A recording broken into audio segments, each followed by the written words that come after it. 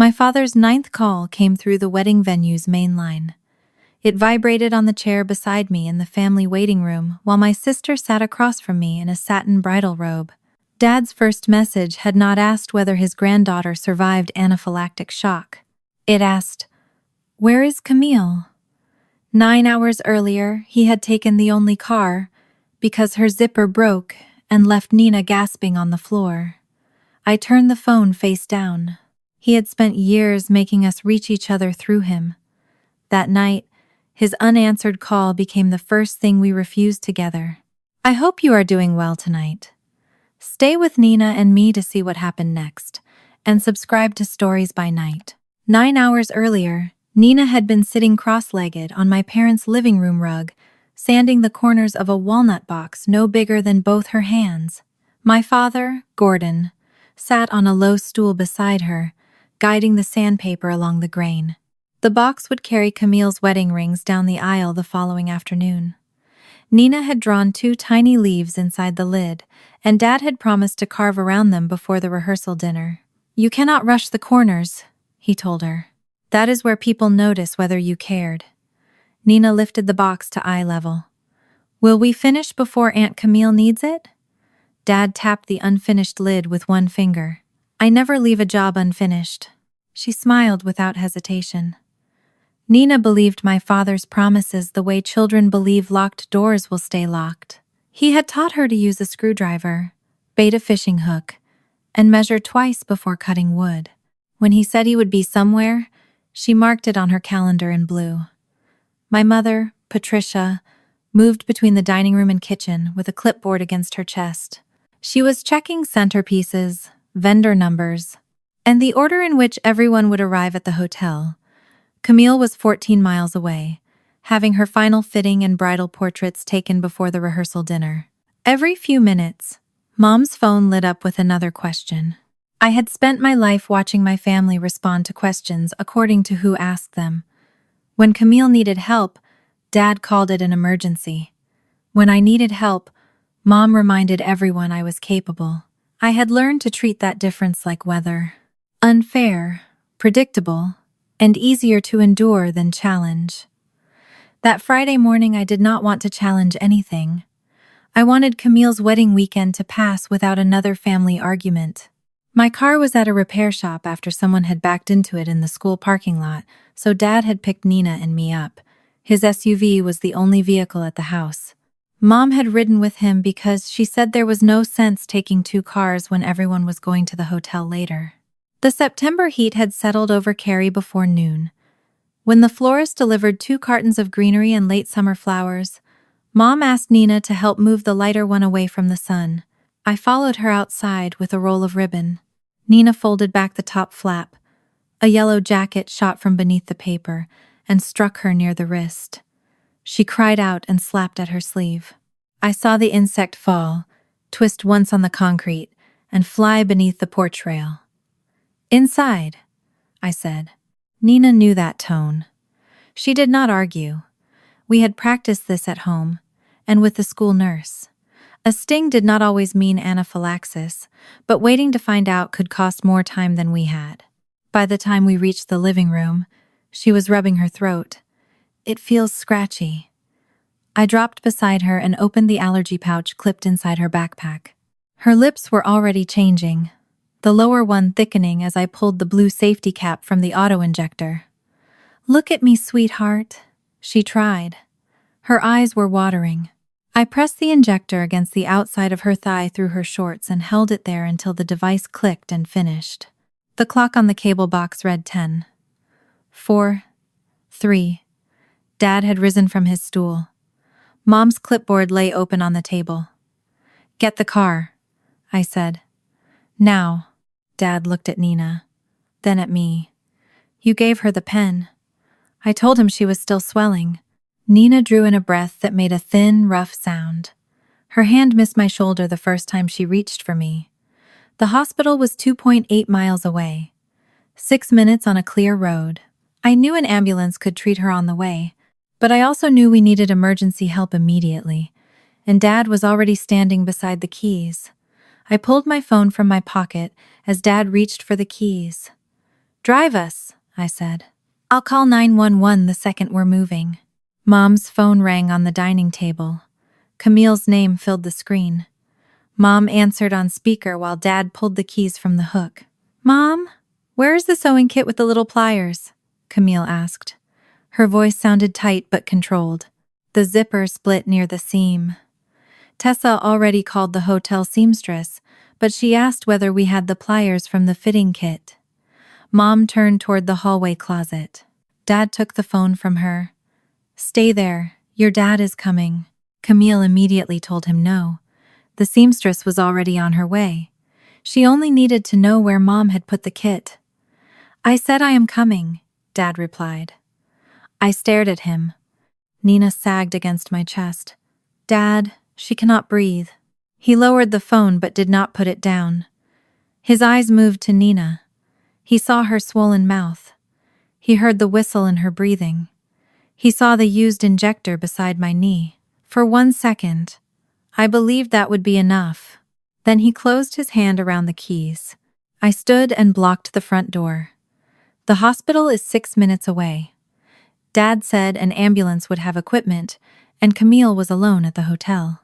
I reminded him that Camille had just said the seamstress was coming. She is getting married tomorrow, he answered. Behind me, Nina whispered. Mom. I turned. Her eyelids were drooping. Dad stepped sideways toward the door. I moved with him. Give me the keys. Mom picked up her clipboard and handbag.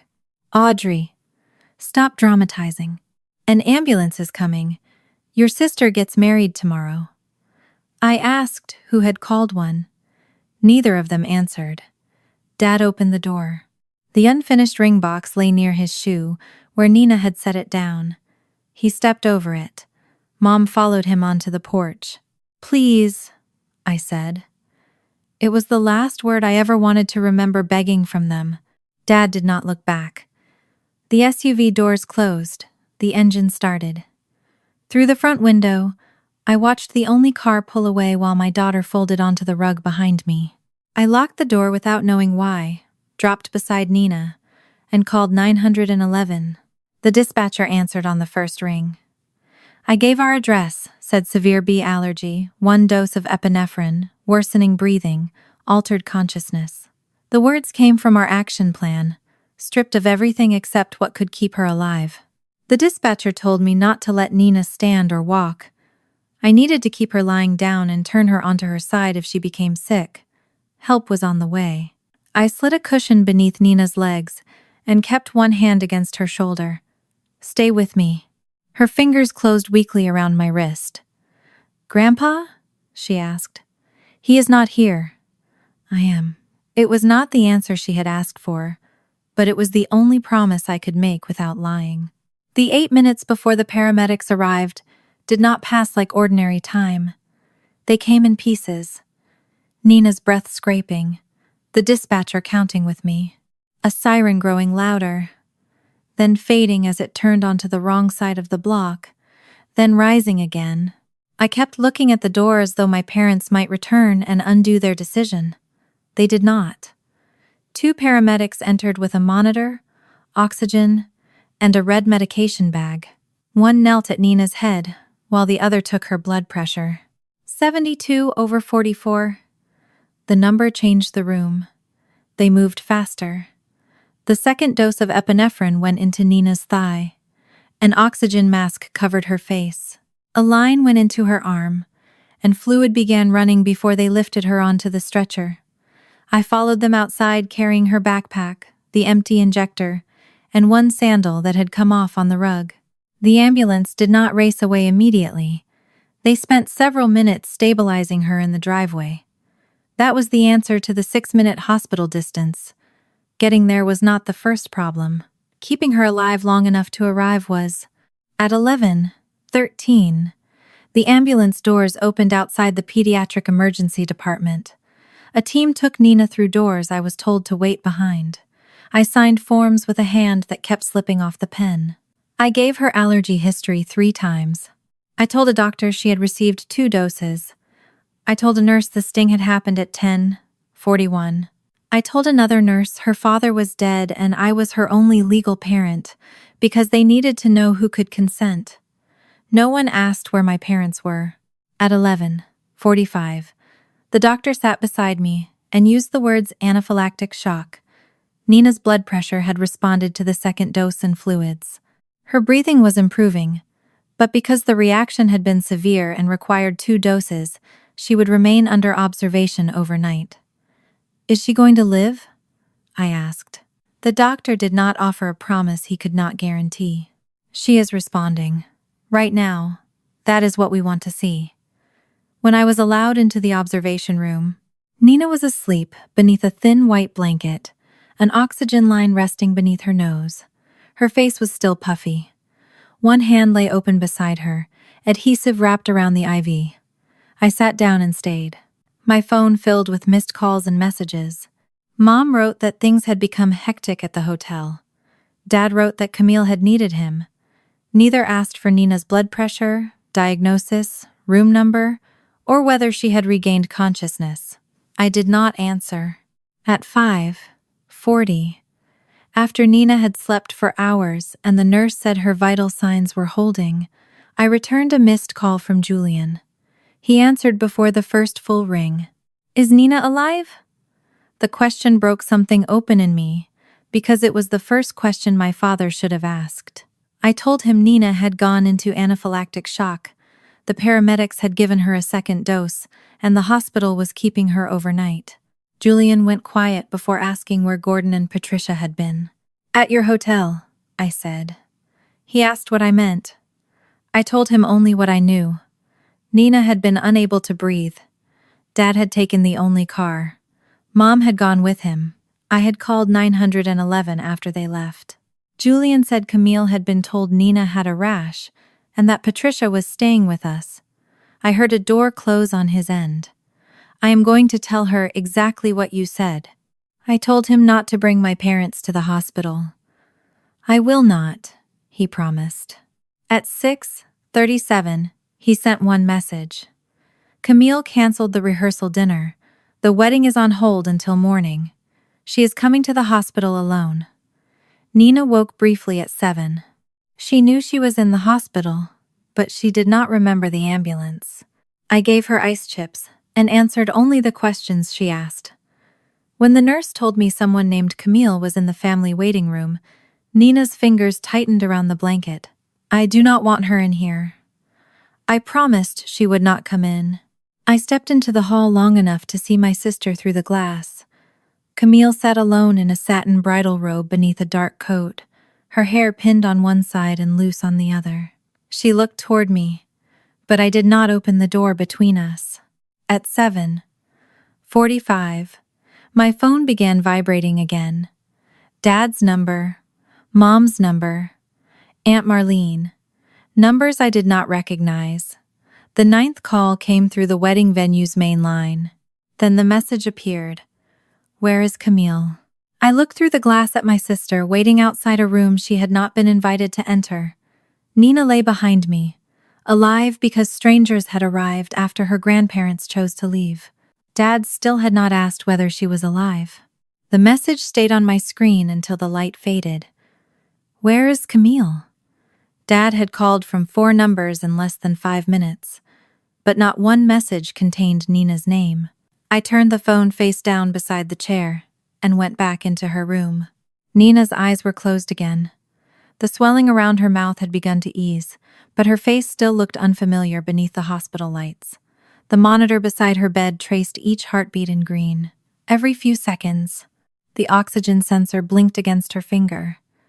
Elise Warren, the night nurse, checked Nina's blood pressure and adjusted the blanket over her legs. Her numbers are holding, she said quietly. Does that mean the danger is over? It means she is responding well right now. She glanced toward the door before continuing.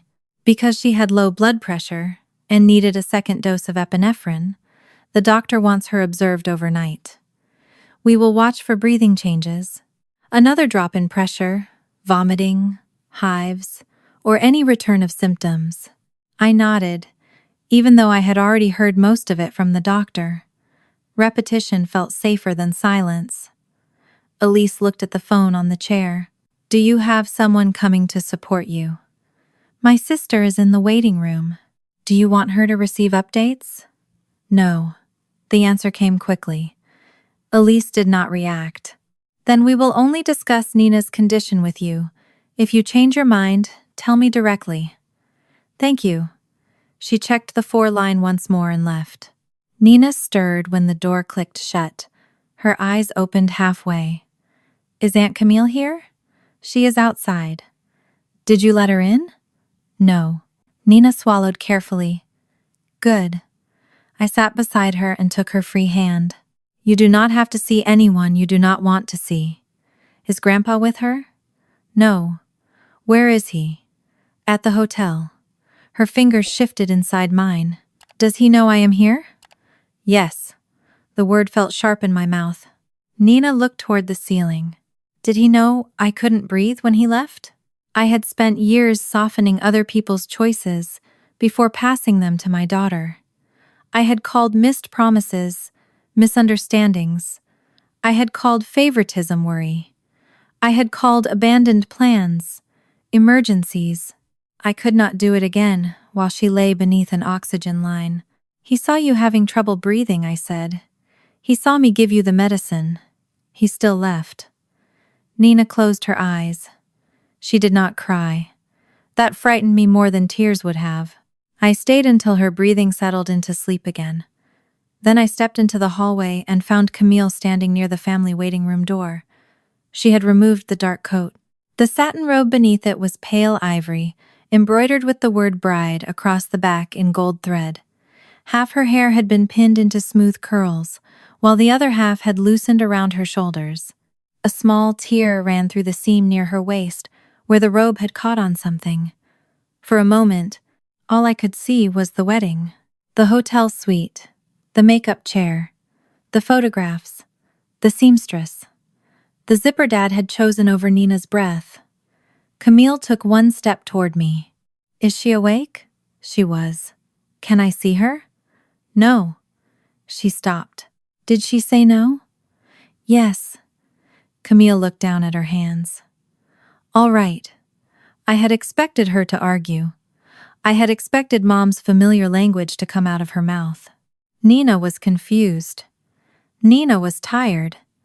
Nina would feel differently if I explained. Camille only nodded and sat in the nearest chair. That restraint did not erase anything. I remained standing. You got your zipper fixed, I said. Was it worth it? Camille flinched. Audrey, I didn't ask Dad to come. I called Mom for the fitting kit. The hotel seamstress was already on her way. I told her that did not erase the pattern. She had called home with a problem. Dad had heard her voice, and he had done what he always did. He runs to you. Camille said she had told him to stay.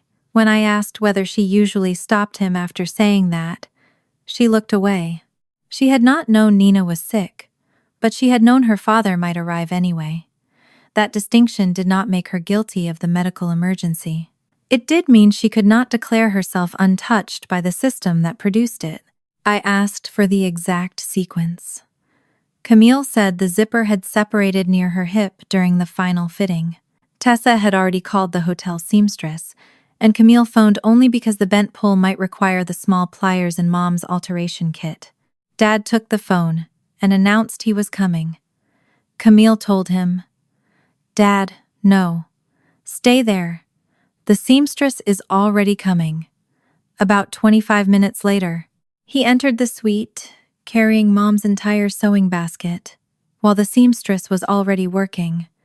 He called Nina's reaction a rash and said I was making everyone panic. He also claimed Mom had stayed with us until the ambulance arrived. That lie collapsed 10 minutes later when Mom walked into the hotel carrying Camille's veil bag. She said an ambulance was coming and that I had everything under control. They hadn't called one, I said. Camille lowered her head. She had learned the truth only after Julian spoke to me. A door opened behind me. Elise stepped into the hall with a tablet. Nina is asking for you. I stood immediately. Camille did too, then caught herself. I will stay here. Elise looked at me, not at Camille. Would you like me to tell anyone if there is a change? Only me. She nodded. Inside the room, Nina had pushed herself slightly higher against the pillows. The oxygen line remained beneath her nose. Were you talking to Aunt Camille? Yes. Is she crying? A little. Nina considered that. Is she crying because Grandpa left me? I think she is starting to understand what he did. Did she tell him to come? Nina asked. No, she told him to stay. Nina watched the pulse monitor. But she knew he usually comes? I said yes. What is she doing now? She canceled the dinner and is waiting outside because you said she cannot come in. Nina asked whether the wedding would stop because of her. No, I said. Whatever Aunt Camille decides belongs to the adults. You did not cause this. Grandpa and Grandma did, she said. I told her they had made their own choices. Nina touched the tape holding the 4 in place. Grandpa caused it. Grandpa and Grandma made their own choices. She nodded once. I do not want Aunt Camille in here tonight. She will not come in. Even if she cries? Even if she cries. That answer seemed to settle something. Nina leaned back and closed her eyes. I stayed until Elise returned to check her again. Her blood pressure remained stable. The oxygen level was good. The doctor would reassess her in the morning. When I stepped back into the waiting room, Julian had arrived. He wore dark trousers and a white dress shirt with the sleeves rolled to his elbows. His tie was missing. He crossed the room toward Camille but stopped before touching her. How is Nina? He asked me. Stable. She is staying overnight. Can I do anything? Not for her right now. He accepted that. Camille told Julian I wanted his direct account. He confirmed hearing her say, Dad, no. The seamstress is already coming. Stay there. He also admitted this was not the first time Gordon had turned a solved problem into a rescue. When Camille's sink backed up, a plumber was already booked. When her battery died, roadside assistance was coming. Julian had complained afterward, but he had not confronted the pattern clearly because he wanted to avoid another fight before the wedding. I should have said it sooner, he told her. Then he said the part that mattered now. Camille often told Gordon he did not need to come, but she still accepted the rescue when he arrived. Camille insisted that was not the same as asking. No, Julian said, but it isn't nothing. I told her I believed she had not known Nina was sick. I did not believe that erased her part in making Dad's choices feel normal. My phone vibrated again. This time it was a voicemail from Dad. I did not play it. A text from Mom followed. Nina is stable. Please stop turning a medical scare into a family crisis. Your sister has guests who traveled across the country. I held the screen toward Camille. She read the message twice. Did she ask how Nina was? No. Camille took out her own phone. There were dozens of messages on her screen. Dad keeps asking where I am. Have you answered? No. Why? Because he knows I left the hotel. He knows why. That has never stopped him from demanding you explain yourself. Camille looked at me. You think he is calling because he lost control of the wedding? I think he is calling because the daughter who always lets him rescue her walked away. The words landed between us. At 9:20, Tessa Grant called Camille. She stepped to the far end of the waiting room, but remained where I could see her. I did not hear every word, only fragments. The rehearsal dinner had been canceled. Some food had already been prepared. Guests were confused. The venue needed a final decision about the wedding by 10:30 the next morning. If Camille and Julian postponed, vendors had to be stopped before deliveries began. Deposits could be lost. Camille returned after the call. I have until 10:30 tomorrow, Julian asked. To decide what? Whether to postpone everything. She looked at me. What do you think I should do? Do not ask me that. Audrey, if you postpone because you think Nina needs you to, then you will resent her later. If you continue because Mom says the guests matter more, you will be doing exactly what they did this morning. The decision has to be yours. Camille pressed her lips together. I do not know what the right decision is. Then do not pretend you do. The vending machine hummed beside us. Somewhere down the hallway, a child began crying, and a parent murmured until the sound softened. Near 10, Aunt Marlene's number appeared on my phone. I let it ring. A minute later, Dad called from the same number. Camille stared at the screen. He took her phone. Or asked her to call for him. He used to do that when we blocked him after arguments. I looked at her. You blocked him before? For an hour, maybe 2. Then what? Mom called and said he was worried. And you called him back. Camille did not answer. At 10:30, Elise allowed me to bring Nina a few spoonfuls of gelatin. She managed 3 before turning her head away. Is Aunt Camille still there? Yes. She has a hotel. She does. Why is she staying? You would have to ask her when you are ready. I am not ready. That is fine. Nina looked at my face. Are you going to stay all night? Yes. What about your work? It is Friday night. I do not have school tomorrow. What if I am still here Monday? Then I will handle Monday. She watched me for another moment. You do not have to tell me I am strong. The sentence caught me off guard. I was not going to. Grandma says that when she means I should not need something. I pulled my chair closer. You do not have to be strong for me. You only have to tell me what you need. I need you here. I am here. That promise I could keep. By midnight, the hospital had grown quieter. Julian went downstairs for coffee and returned with one for me, one for himself, and tea for Camille. She held the cup without drinking. For the first time since arriving, she spoke without defending herself. Do you remember your college graduation? I looked at her over the rim of the coffee cup. Yes.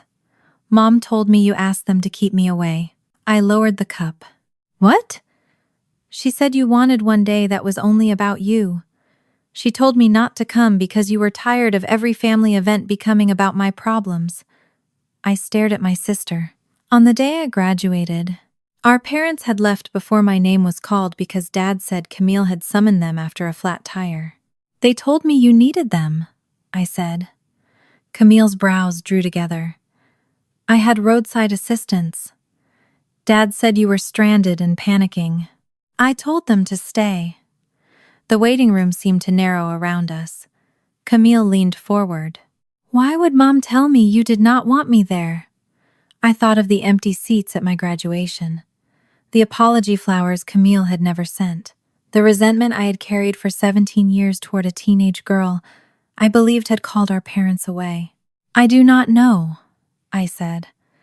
But for the first time that night, I understood that Nina's emergency had not created the distance between my sister and me. It had only exposed who had been standing inside it. At 7 the next morning, Nina was still sleeping. The oxygen line had been removed before dawn. Her blood pressure had remained stable through the night, and the swelling around her mouth had almost disappeared. A nurse had brought me a toothbrush, a paper cup, and a folded towel. I had used all 3 in a bathroom down the hall, while keeping one hand on my phone in case Nina woke. When I returned, Camille was standing outside the observation room with 2 cups of coffee. She had changed out of the bridal robe and into black pants and a gray sweater Julian had collected from the hotel. Her hair was pulled into a loose knot. Without the satin, makeup, and gold lettering, she looked less like a bride whose wedding was hours away and more like the 17-year-old girl I had blamed for most of my adult life. She offered me one of the cups. I took it, but did not thank her. Neither of us mentioned the question she had asked before midnight. Why would Mom tell me you did not want me at your graduation? I checked on Nina through the glass. She had not moved. Tell me what happened that day, Camille said. It was May 2009. I was 21. Camille was 17. And my parents had been seated in the arena before the ceremony began. Dad had stood to wave when I found them in the stands. Mom had taken photographs, and 2 seats beside them waited for Camille and a family friend. 20 minutes before my row was called, I looked up and saw all 4 seats empty. I could not leave the floor or call them. I watched an usher lead them toward the exit, while hundreds of other parents lifted cameras. Afterward, I stood outside in my gown holding a diploma cover that did not yet contain the diploma. Families crowded around me with balloons, restaurant plans, and flowers. Dad called nearly 40 minutes later and said Camille had been stranded beside moving traffic and had begged them to come. Camille stared at me. Her tire had failed in a shopping center parking lot. She had already called roadside assistance, texted our parents the address, and told them to stay.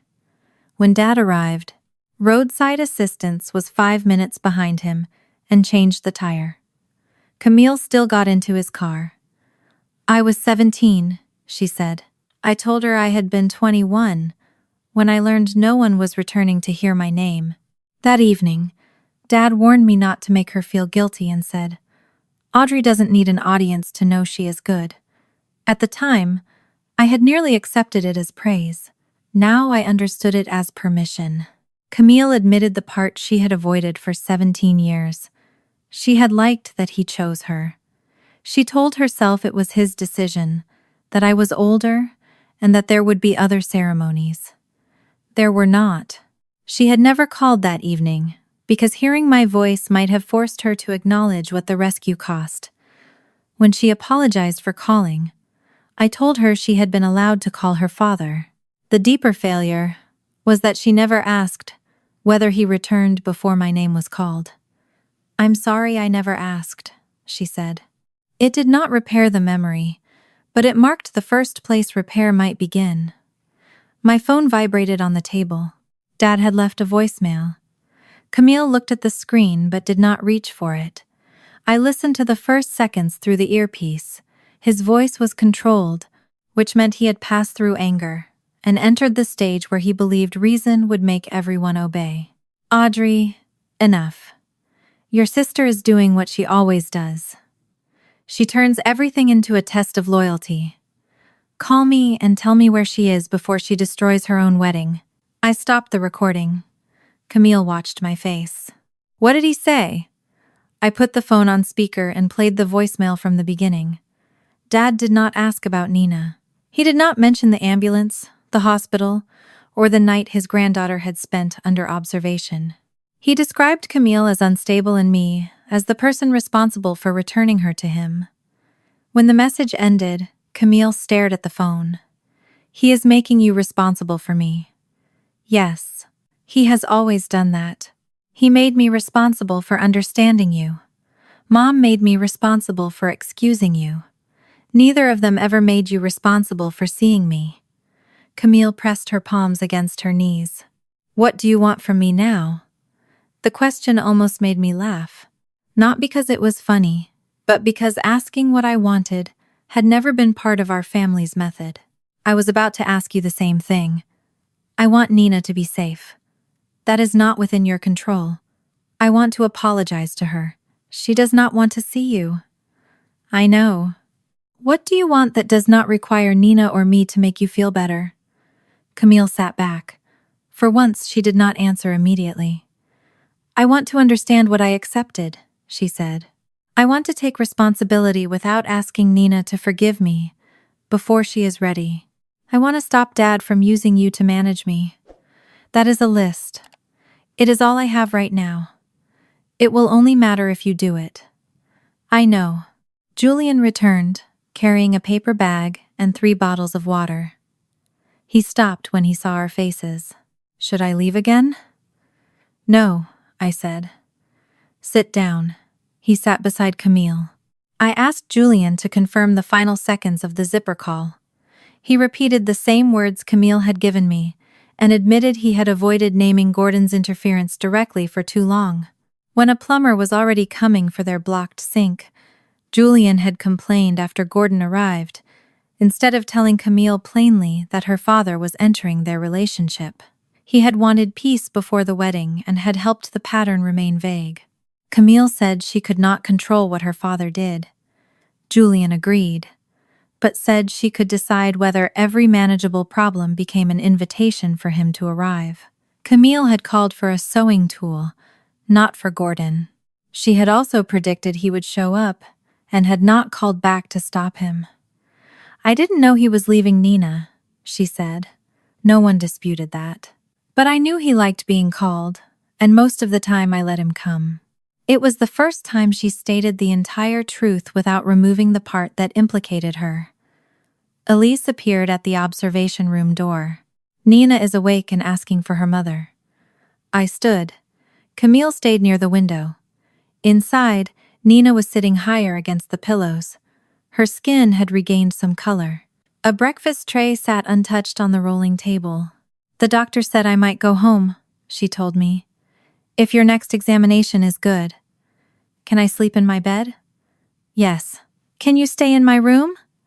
"For as long as you need." She looked toward the chair where my phone rested. "Is Grandpa still calling?" "Yes." "Did he ask about me?" I did not want to answer. That was exactly why I had to. "Not yet." Nina looked down at the blanket. After a moment she asked, "Is the ring box still at their house?" "Yes." "Did he finish the leaves?" "No." Her mouth tightened. "He left that unfinished, too." The sentence was quiet. It did not sound rehearsed or symbolic to her. It was simply the conclusion of an 11-year-old who had believed her grandfather when he said, "Unfinished work mattered." I sat on the edge of the chair. "We can decide later what happens to the box." "I do not want him to finish it." "All right." "I do not want Aunt Camille to have it tomorrow. There is not going to be a wedding today, unless she decides to continue it." Nina looked at me. "Does she want to?" "She has not decided." "Is she waiting because of me?" "No. She is waiting because she has decisions to make about the adults in her life." Nina considered that answer. "Can she wait outside?" "She is already doing that." "I still do not want to see her." "You do not have to." The doctor arrived a few minutes later. She listened to Nina's lungs, checked her blood pressure, examined the sting site, and reviewed the discharge instructions with me. Nina would need follow-up with her allergist. Her 2 auto-injectors would have to be replaced. If any symptoms returned, I was to use epinephrine and call 911 immediately. The doctor expected to discharge her around 10:30 if nothing changed. When I returned to the waiting room, Camille looked at me, but did not ask for Nina's private medical details. "How is she?" "She is expected to go home later this morning." Camille released a breath. "Did she say anything?" I hesitated. What Nina had said belonged to Nina, but the part about the ring box was also a direct consequence Camille needed to understand. She asked whether Dad finished the box. Camille looked toward the closed door. "I assume he did not." "No." "What did she say?" "She said he left that unfinished too." Camille lowered herself into the chair. She did not cry this time. She sat with the sentence. At 9:45, her phone rang. "Tessa Grant." Camille answered and put the call on speaker after asking Tessa's permission so Julian could hear. Tessa's voice was professional, but strained. The venue needed a final decision by 10:30. Deliveries for the 4 o'clock ceremony would begin shortly after 11. The catering team had paused preparation, but some food and flowers had already been ordered. Guests were calling the front desk. If Camille and Julian postponed, Tessa needed their authorization, not Gordon's or Patricia's. "How much will we lose?" Camille asked. Tessa said she would provide the full figures, but approximately $9,800 in deposits and change fees could be at risk. Julian asked about available later dates. Tessa said they could discuss alternatives after the current event was formally postponed. Nothing could be guaranteed. Camille closed her eyes. "I need a little more time." "You have 45 minutes, Tessa said. "After that, vendors will begin making decisions based on the existing contract." When the call ended, Julian did not tell Camille what to do. Neither did I. Camille looked at me. You said there were other times. There were. I need to hear them. You do not need every old injury to know what Dad and Mom did yesterday. I know. Do not use the past as a way to delay the decision already in front of you. I am not asking for weeks. I am asking for enough time to understand whether yesterday was an exception or the clearest version of something I have refused to see. I looked at the clock. Nina was being prepared to go home. Camille had 45 minutes before the venue needed an answer. No conversation could repair 17 years in that time, but it could expose one more lie. Do you remember why I missed your engagement dinner? I asked. Camille looked surprised. Because you hated Julian. I held her gaze. That is not what Mom told me. Camille looked at me as though I had changed languages. What did Mom tell you? That you wanted the engagement dinner to be about you and Julian. She said you were afraid I would make people uncomfortable. Camille's mouth opened, then closed. That is not what she told me. What did she say? That you refused to come because you did not trust Julian. She said you thought I was rushing into marriage because I could not stand being alone. Julian sat very still beside her. The engagement dinner had taken place the previous November in a private room above an Italian restaurant. Patricia had called me 3 days before it and said Camille was nervous about the atmosphere. She wants one evening where she is not being compared to you, Mom had said. I remembered standing in my kitchen with the phone pressed to my ear while Nina did homework at the table. Compared how? You know how people are. They ask about your choir, your students, how well Nina is doing. Camille does not want to feel overshadowed at her own celebration. I had asked whether Camille had said that directly. Mom paused just long enough to make the answer feel obvious. She does not want another argument with you. There had been no argument. Camille and I had not spoken in nearly 2 weeks. Our last exchange had been a group text about what Mom wanted for her birthday. Still, I stayed home. I sent a gift and a short message wishing them happiness. Camille replied with one word, thanks. I had read it as coldness. She had read my absence as judgment. What did you think when I did not come? I asked. Camille stared down at her phone. I thought you were punishing me. For marrying Julian? For being happy? Julian shifted in his chair but did not interrupt. Did you call me? I asked. No. Why? Mom said you had already made your position clear. And I believed she had made yours clear. The clock above the waiting room television changed to 9:54. Camille still had 36 minutes before Tessa needed an answer. She looked toward Nina's room. How many times did they do this? I do not know. We should know. We cannot solve every year of our childhood before 10:30. I am not asking for every year. She lowered her voice. You said there was another time involving Nina. I wished I had not mentioned it. Not because the memory was unclear, but because it was. December 2022. Nina was 7. Her elementary school held its winter concert in the gymnasium. She had been assigned a 6-line solo in a song about snowflakes, though North Carolina had given us only cold rain that year. For 3 weeks, she practiced in the living room while holding a wooden spoon, like a microphone. Gordon promised he would sit in the front row. He told her he would bring the small binoculars he used at baseball games, so he could see her even if the seats filled. That afternoon, Camille called him about water spreading beneath her kitchen cabinets. Your sink, I said. Camille looked confused. The apartment on Glenwood. Her expression changed. The pipe under the sink cracked. Dad left Nina's concert because you called. I had already called the property manager. Julian was there. Yes. And a repairman. He arrived before Dad. I remembered Nina standing behind the curtain in a silver paper crown, asking whether Grandpa had arrived yet. I kept checking the gym door. At 6:45 minutes before the concert began, Dad texted me. Camille has an emergency. Tell Nina I will make the next one. There was no next first concert. Nina sang her 6 lines, while the chair beside Mom remained empty. Patricia had stayed long enough to take one photograph, then left after the second song because Gordon needed help carrying damaged boxes away from the sink. After the concert, Nina asked why both grandparents had gone. I crouched beside her in the school hallway and gave her the sentence my family had trained me to use. Grandpa had an emergency. Camille pressed a hand against her mouth. I did not know they left her concert. You did not ask where they had been? I called Dad because water was coming through the cabinet. You were allowed to call.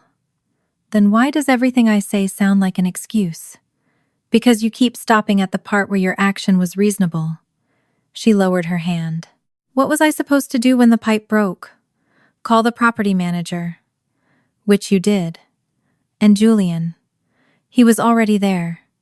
And the repairman. He was already working. I leaned forward. The question is not whether you deserved help. The question is why Dad had to be the person who gave it, even when someone else needed him more. Camille looked at Julian. Did you know about the concert? He nodded. Gordon mentioned it when he arrived. And you did not tell me? You were standing in water trying to move boxes. I said he should go back. He said Audrey would understand. I almost laughed. Of course he had said that. Audrey would understand. Audrey could handle it. Audrey did not need an audience. Every sentence sounded like praise, until you noticed what it allowed everyone else to take. Camille folded both hands over her stomach. I thought he came because the damage was serious. The repairman had shut off the water before he arrived, Julian said. She turned to him. You never told me that. I told you Gordon was not needed. That is not the same. No, Julian said. It is not. I should have been more direct. Camille looked back at me. Did Nina blame me? She did not know enough to blame you. That is worse. No, it is different. I thought of Nina's paper crown, the glitter shedding onto my coat as I carried her backpack to the car. She blamed the emergency, I said, because I taught her emergencies were things she was not allowed to question. The admission sat heavier than anything Camille had said. I had spent years believing I was protecting Nina from adult disappointment. I thought softening the truth preserved her relationship with her grandparents. What I had actually preserved was Gordon's ability to keep disappointing her without consequence. I lied to her, I said. Camille shook her head. You were trying to protect her. That is what Mom says every time she controls what we know. The resemblance stopped both of us. I had told myself I was different because my intention was kinder. Nina still received the same result. A false explanation that made someone else's choice easier to accept. I told her Grandpa had an emergency, when the real emergency had already been handled, I said. I let her believe he had no choice. Camille's eyes dropped. What do I do with that? You do not do anything with it yet.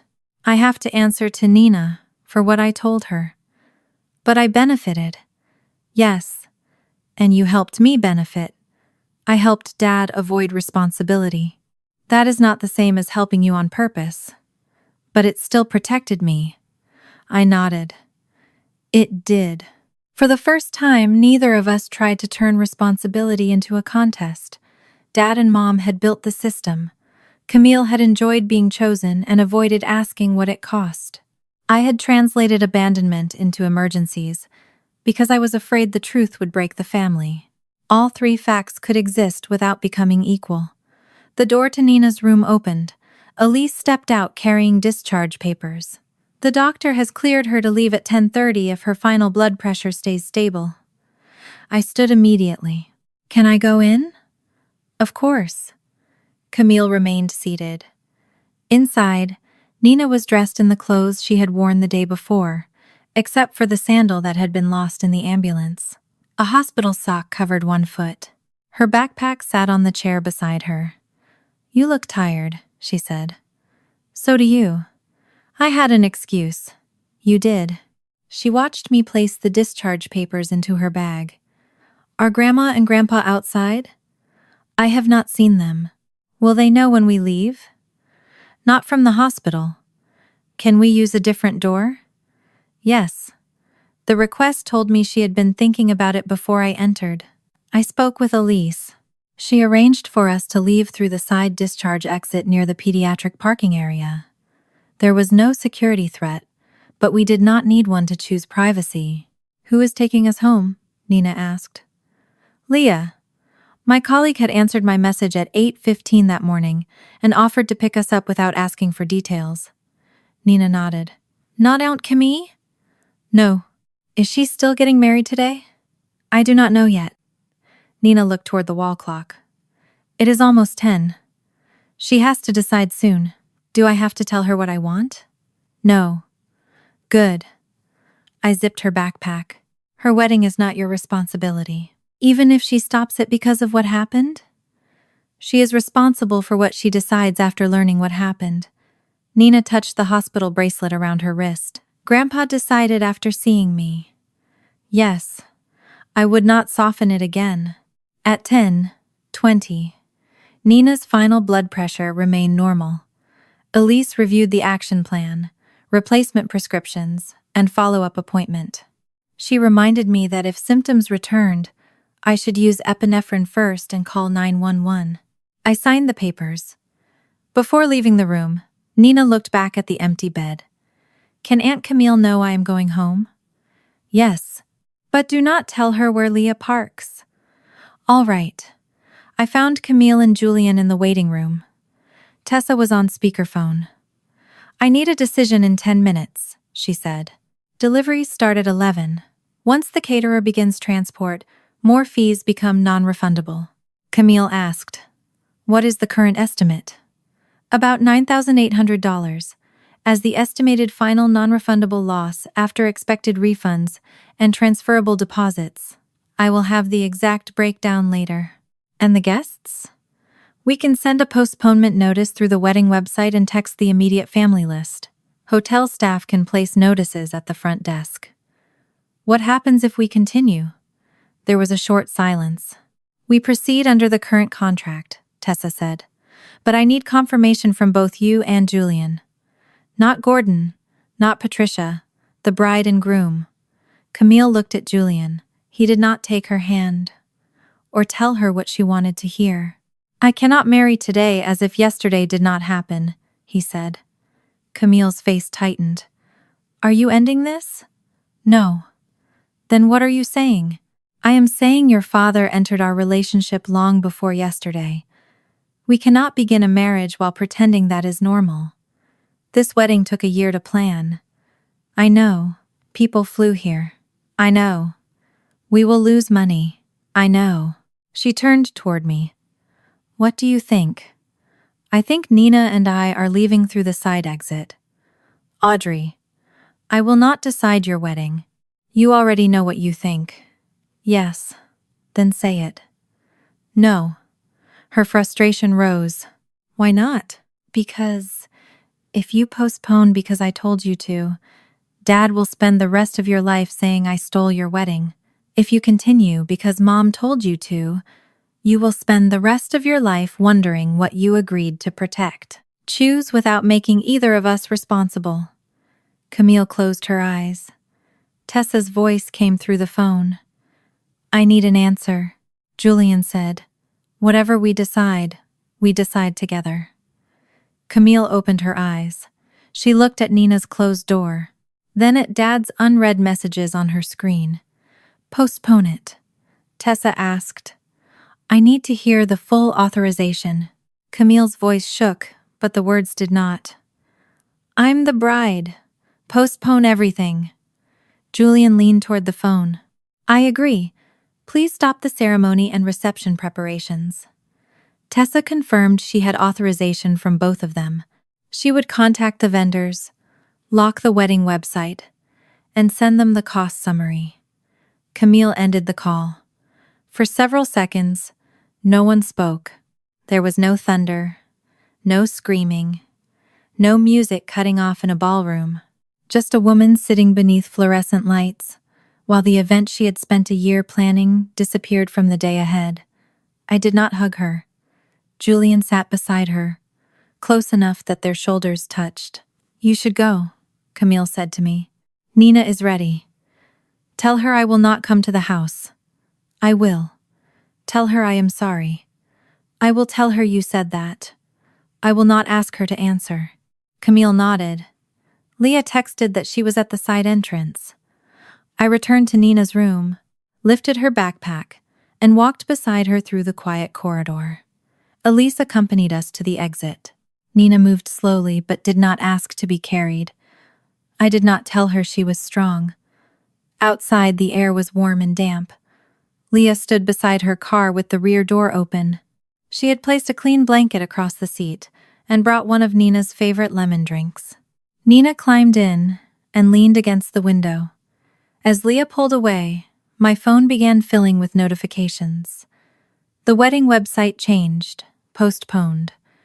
Messages arrived from relatives, asking what happened. Some asked about Camille. A few asked about Nina.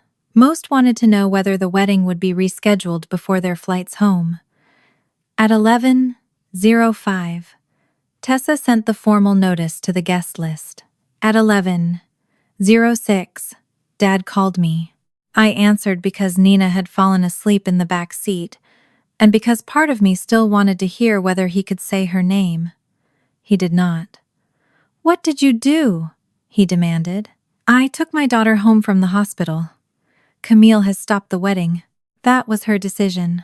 She is emotional. She is embarrassed. She is letting one bad morning destroy a year of planning. One bad morning? Nina is alive. The sentence emptied the air from the car. I looked at my daughter sleeping beneath Leah's blanket. Dad continued. You need to call your sister and make her understand what she is throwing away. No. Audrey, this family does not need your resentment right now. She did not postpone because I told her to. She always listens to you when you decide to make me the villain. I nearly ended the call. Then he gave me the command he had been training me to obey since childhood. Fix your sister. Fix your sister. Dad said it as if Camille were a broken appliance, and I had been keeping the correct tool from him. I looked through the rearview mirror at Nina, sleeping beneath Leah's blanket. Her hospital bracelet was still around her wrist. One socked foot rested against the door where her missing sandal should have been. No, I said. Dad went silent. It was not the answer he expected from me. In our family, refusal usually came wrapped in explanations long enough for him to find an opening. I would say I was tired, busy, uncertain, or willing to try later. Then Mom would soften his demand. Camille would become more distressed, and I would eventually do whatever restored the room to calm. This time, there was no explanation. Excuse me? He said. I repeated that Camille had made her own decision. Dad accused me of filling her head with old grievances and said Nina was alive, as though survival had converted abandonment into a misunderstanding. I told him the danger had passed because strangers had stayed. He said 96 guests and thousands of dollars were being thrown away because Camille was having a crisis. I said she was responding to what he had done. He blamed me again, and I ended the call. Nina did not wake. Leah glanced at me, but did not ask what Dad had said. Do you need anything from the pharmacy? She asked. 2 replacement auto-injectors, but the hospital sent the prescription electronically. I can stop. You have already done enough. I picked up 2 people I care about. That is not enough to earn a medal. The simple way she said it made my throat tighten. Help did not always have to create a debt. Some people could arrive without needing the arrival, to become a story about themselves. When we reached my townhouse, Nina woke enough to walk inside with one arm around my waist. Leah carried the hospital bag and placed it beside the kitchen table. I can stay, she said. Nina looked at me before answering. Can it just be Mom for a while? Of course, Leah said. She did not look hurt. She did not ask Nina to reassure her. She wrote her number on the refrigerator pad, even though I already had it, then left quietly. Nina went straight to my bedroom instead of her own. Can I sleep here? Yes. Can you lie down too? I changed the pillowcase, helped her remove the hospital bracelet, and lay beside her fully dressed. Within minutes, her breathing became deep and even. My phone vibrated on the nightstand until I turned it off. For 3 hours, the world outside the room had to survive without me. By late afternoon, Nina woke hungry. She ate toast and half a banana at the kitchen table, while I checked the hospital discharge instructions again. "Do I have to go to Grandma's house for my backpack stuff?" she asked. Most of her belongings had come with us in the ambulance, but her wooden tool set, a sweatshirt, and the ring box were still at my parents' house. "Not today." "Ever? We can get your things without you going there. Will Grandpa be there?" "I will make sure he is not." She stared at the toast. "I do not want the ring box." "You do not have to decide today." "I already decided." I did not challenge her. "All right." A text from Camille appeared when I turned my phone back on. "Tessa sent the preliminary costs. Julian and I are reviewing them. Nina does not need to answer me. Please tell me only if there is something practical I can do." It was the first message from Camille that did not contain a request hidden inside concern.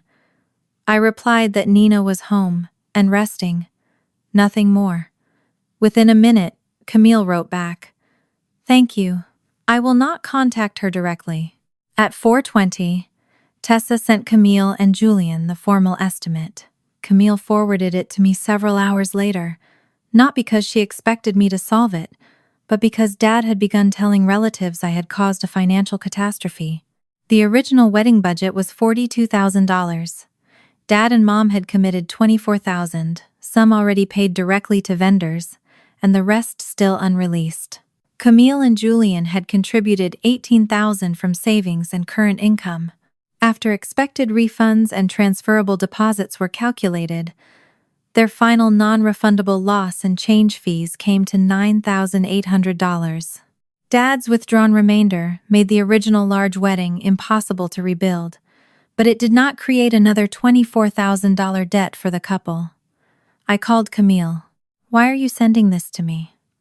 "So you know the real number when Dad says you destroyed a $50,000 wedding." I do not need to defend myself to anyone. "No, but I thought you should know what story he is telling." "Are you asking me to help with the money?" "No."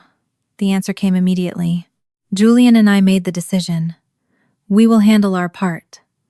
"What about the money Dad promised?" "He says he is withdrawing all of it, unless we restore the wedding." "Can you afford that?"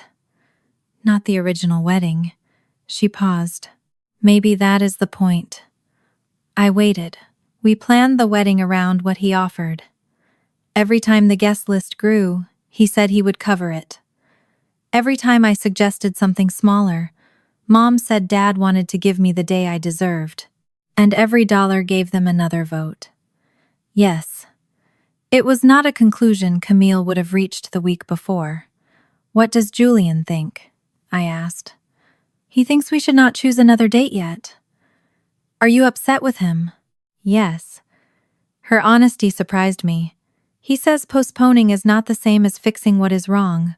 He wants us to start premarital counseling before we schedule anything." "That sounds reasonable." "I know. I still hate hearing it." "You are allowed to hate a reasonable thing." Camille gave a tired laugh that disappeared almost immediately. He asked how many arguments in our marriage would end with Dad arriving to take my side. "What did you say?" "That Dad does not take my side." "Doesn't he?" "He takes the side that lets him be needed." There it was again. Not a complete transformation, but a sentence she could not have spoken 48 hours earlier. Over the next 2 days, Camille called every vendor herself. She spoke to the caterer, florist, photographer, transportation company, hotel manager, and officiant. She did not ask Mom to handle the family list. She and Julian divided the guests between them and explained that the ceremony had been postponed because of a serious family event and unresolved issues they needed to address before marrying. Some guests were kind. Others were not. One cousin complained about airfare. A college friend asked whether Camille had gotten cold feet. One of Patricia's church friends told her a mature woman did not humiliate her parents over a misunderstanding. Camille did not forward every message to me. That mattered. Mom forwarded enough of them herself. By Sunday afternoon, Aunt Marlene called. "I am trying to understand what happened," she said. Her tone suggested she had already decided which explanation would require the least adjustment. "Nina had anaphylactic shock. I heard she had a reaction. She went into shock. Her blood pressure dropped. Paramedics gave a second dose of epinephrine." Marlene paused. "Patricia said Audrey had already used the medicine." "I am Audrey." "I know. I mean, she said you had used the medicine and everything was being handled." Dad took the only car. Mom went with him. No one had called an ambulance when they left. That is not what Gordon said. I cannot help what Gordon said. He said Camille was alone with a damaged wedding dress and needed the family. The hotel seamstress was already there. Marlene sighed. This is exactly why families need to sit down before making permanent decisions.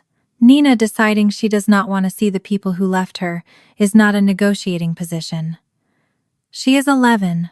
She is frightened. Yes. That is why adults should not let fear determine family relationships. I looked toward my bedroom. Nina was sitting against the pillows, watching a nature documentary with the volume low. Adults already let a zipper determine whether they stayed with her. Marlene went quiet. I did not give her a complete history. I did not tell her about my graduation, Nina's concert, or the engagement dinner. If she wanted to understand Gordon, she could begin with what he had done on Friday. "I need to go," I said. "Your mother thinks you are using this to punish them." My mother knows where she was when Nina could not breathe. I ended the call. On Monday morning, I called the school. Nina would remain home until her follow-up appointment. I also asked the office not to release her to Gordon or Patricia if they appeared. The secretary reminded me they were still listed as approved pickup contacts. I had put their names there because Dad collected Nina twice a week when choir rehearsals ran late. Mom occasionally kept her through dinner. Removing them meant more than changing a form. It meant I needed another plan by the following week. Leah agreed to help temporarily. A neighbor, Mrs. Alvarez, could cover one afternoon. I could move one rehearsal and shorten another, but not every week. My job required me to stay after the final bell. Nina's school day did not expand because my family had become unsafe. Dad knew that. He called Monday at noon from his own number. "You cannot manage your schedule without us." "I will manage it differently." "You are making decisions while angry." "I am making decisions because Nina asked whether you knew she could not breathe." He inhaled sharply. "What did you tell her?" "The truth." "You are poisoning her against us." "You left while she was on the floor." She had received treatment. The first dose was not enough. We did not know that. You did not wait to find out. He changed tactics. Your mother has not slept. Nina slept beside an oxygen monitor. Patricia made a mistake. She made a choice. And you have never made one? I thought of the concert, the empty chair, the emergency I had invented for Nina. I have, I said. I will answer for mine to my daughter. Dad had no response prepared for that. He ended the call. 2 hours later, Dad called from Mom's phone and shifted from threats to concern. He said Camille was unraveling and that I was the only person who could calm her down. I told him I was the person he used whenever she stopped doing what he wanted. He promised to apologize to Nina after the wedding was restored, and the family had handled one crisis at a time. I reminded him that Nina had been the crisis. When he accused me of enjoying the conflict, I ended the call. That evening, Camille sent me a screenshot. Dad had emailed her the speech he had planned to give at the reception. The document title was Father of the Bride, Final. The opening paragraph described the privilege of raising a daughter who always knew she could call him. Halfway down the page, one sentence had been highlighted. I have always shown up, no matter how small the problem or how far I had to drive. I read it twice. Then I imagined him standing before 96 guests, accepting applause for the same instinct that had made him step over Nina. Camille called before I could respond. The speech had been written 3 weeks earlier and was meant as a surprise. She had also received a voicemail, asking her to obtain a statement from me that Nina was fine, so the family could portray the postponement as an emotional overreaction. Camille said she would not ask. She had told Dad that if he wanted information from me, he had to contact me directly and accept silence as an answer. We agreed that neither parent would carry messages between us again. It should have been normal. In our family, it was a structural change. Dad called 20 minutes later from the hotel's main number. I answered. "Camille is refusing to speak to us," he said. "She spoke to you enough to decline your request. She is being influenced. She made a decision you dislike. You can end this tonight. No. You can tell her Nina is recovering. You can explain that a family should not be destroyed over one terrible decision. Your decision did not destroy the family. It showed us how it already worked. Audrey, I'm not fixing what you broke this time." His breathing changed. "If you continue this, do not expect us to pick Nina up from school. Do not expect your mother to rearrange her life when you have concerts. Do not expect help when you are sick, or when something goes wrong with the house." Each sentence named something real. Childcare, work, illness, emergencies. The infrastructure of my life had rested partly on people who believed support purchased obedience. "I understand," I said. "No, you do not." "I understand exactly." He ended the call. On Tuesday evening, Nina and I were eating soup when someone knocked. Nina froze with her spoon halfway to her mouth. I checked the doorbell camera. Mom stood on the porch holding a gift box wrapped in pale blue paper. In her other hand was the spare key to my townhouse. She looked directly into the camera. "We are not letting one bad morning destroy this family," she said. Mom remained on the porch with the blue gift box pressed against her coat and my spare key shining between 2 fingers. "We are not letting one bad morning destroy this family," she repeated. Nina lowered her spoon. "Is Grandma coming in?" "No." I stood, carried my phone to the front door, and spoke through the camera. "What do you want, Mom?" Her expression changed when she realized I was not opening the door. "I came to see Nina. She does not want visitors. She is 11. She needs adults to help her move past frightening experiences. She needs adults who do not abandon her during them." Mom glanced toward the neighboring townhouses. Even alone on my porch, she was aware of an audience that did not exist. "I am trying to apologize." "Then apologize." "I am standing here. That is your location, not an apology." Her mouth tightened. "I am sorry the morning became so chaotic." I waited. "I am sorry Nina was frightened." I continued waiting. Mom shifted the gift box beneath her arm. "I am sorry everyone was under pressure. Which action of yours are you apologizing for?" "Audrey, do not turn this into an interrogation. You saw Nina struggling to breathe. You watched Dad take the only car. You told me an ambulance was coming when no one had called one. Then you left with him. Which part are you apologizing for?" She looked directly at the camera. "We believed you had the situation under control." "You did not believe that. You needed it to be true. The ambulance came. Because I called after you left. You are alive. Nina is alive. We cannot keep speaking as if we wanted something terrible to happen. I never said you wanted it. I said you accepted the risk."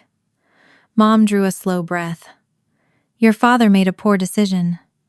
You followed him. He was already leaving. That did not force you into the car. I was trying to prevent the entire weekend from collapsing. You decided the wedding weekend mattered more than staying with Nina. That is not what happened. Then tell me what happened without using the words chaotic, pressure, misunderstanding, or family." Mom looked down at the gift box. I came because I love my granddaughter. You came because Dad's calls did not work. That is cruel. What is in the box? A new bracelet. Something she can wear to remember how loved she is. She does not need jewelry from the people she is afraid to see. You are teaching her to be afraid. No, I am listening when she tells me she already is. Mom's fingers closed around the spare key. You gave us this because families help each other. I gave it to you for emergencies. And now you want to erase everything we have done because of one decision. I thought of Dad threatening to withdraw childcare, transportation, and every favor he had ever performed. Help that disappears when I set a boundary is not help. It is leverage. Mom stepped closer to the door. Open this door so we can speak like adults. We are speaking, not through a camera. The camera prevents you from walking past me and asking Nina to comfort you. Her face went still. I had named exactly what she intended. She wanted to sit beside Nina, cry softly, say she had not slept, and wait for an 11-year-old to say it was all right. Mom would call that forgiveness. Dad would call it resolution. By the end of the evening, I would be expected to restore their school pickup privileges because Nina had accepted a bracelet. Leave the key on the porch, I said. You cannot mean that. I do. What if something happens and you need us? Something happened. Mom stared at the door for several seconds before bending down. She placed the key beside the gift box. I hope you understand what you are doing. I finally do. She left both items on the mat and walked to her car.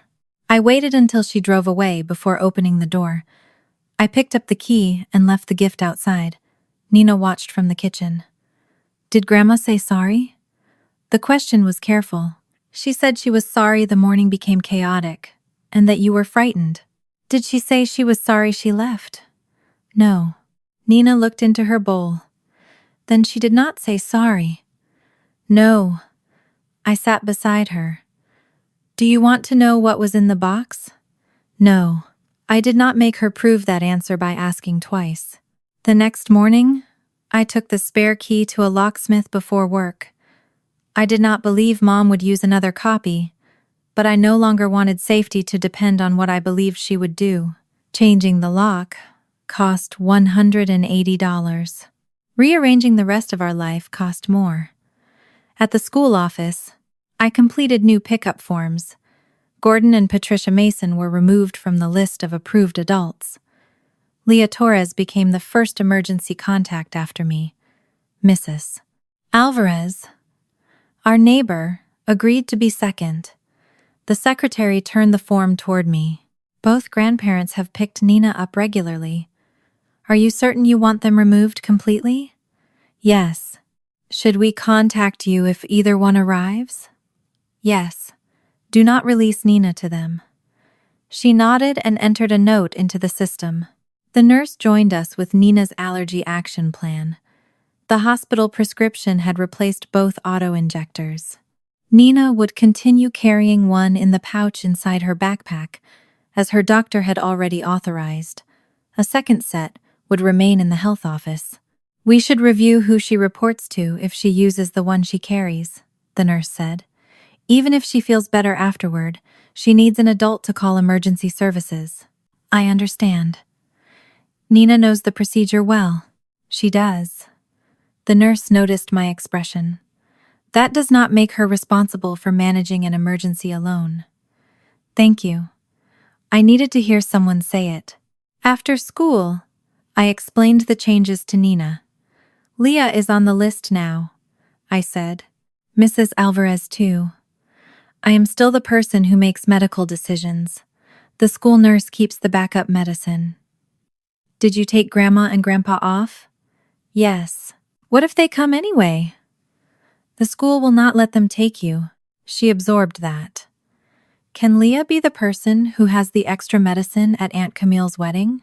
There is no new wedding plan yet. I know. I mean, if there is one. We can talk about who makes you feel safe. I will make the final plan with the adults. I want to help choose. You should. She nodded. That was the distinction I wanted her to learn. Adults could protect a child without erasing her voice. A child could participate without being forced to carry adult responsibility.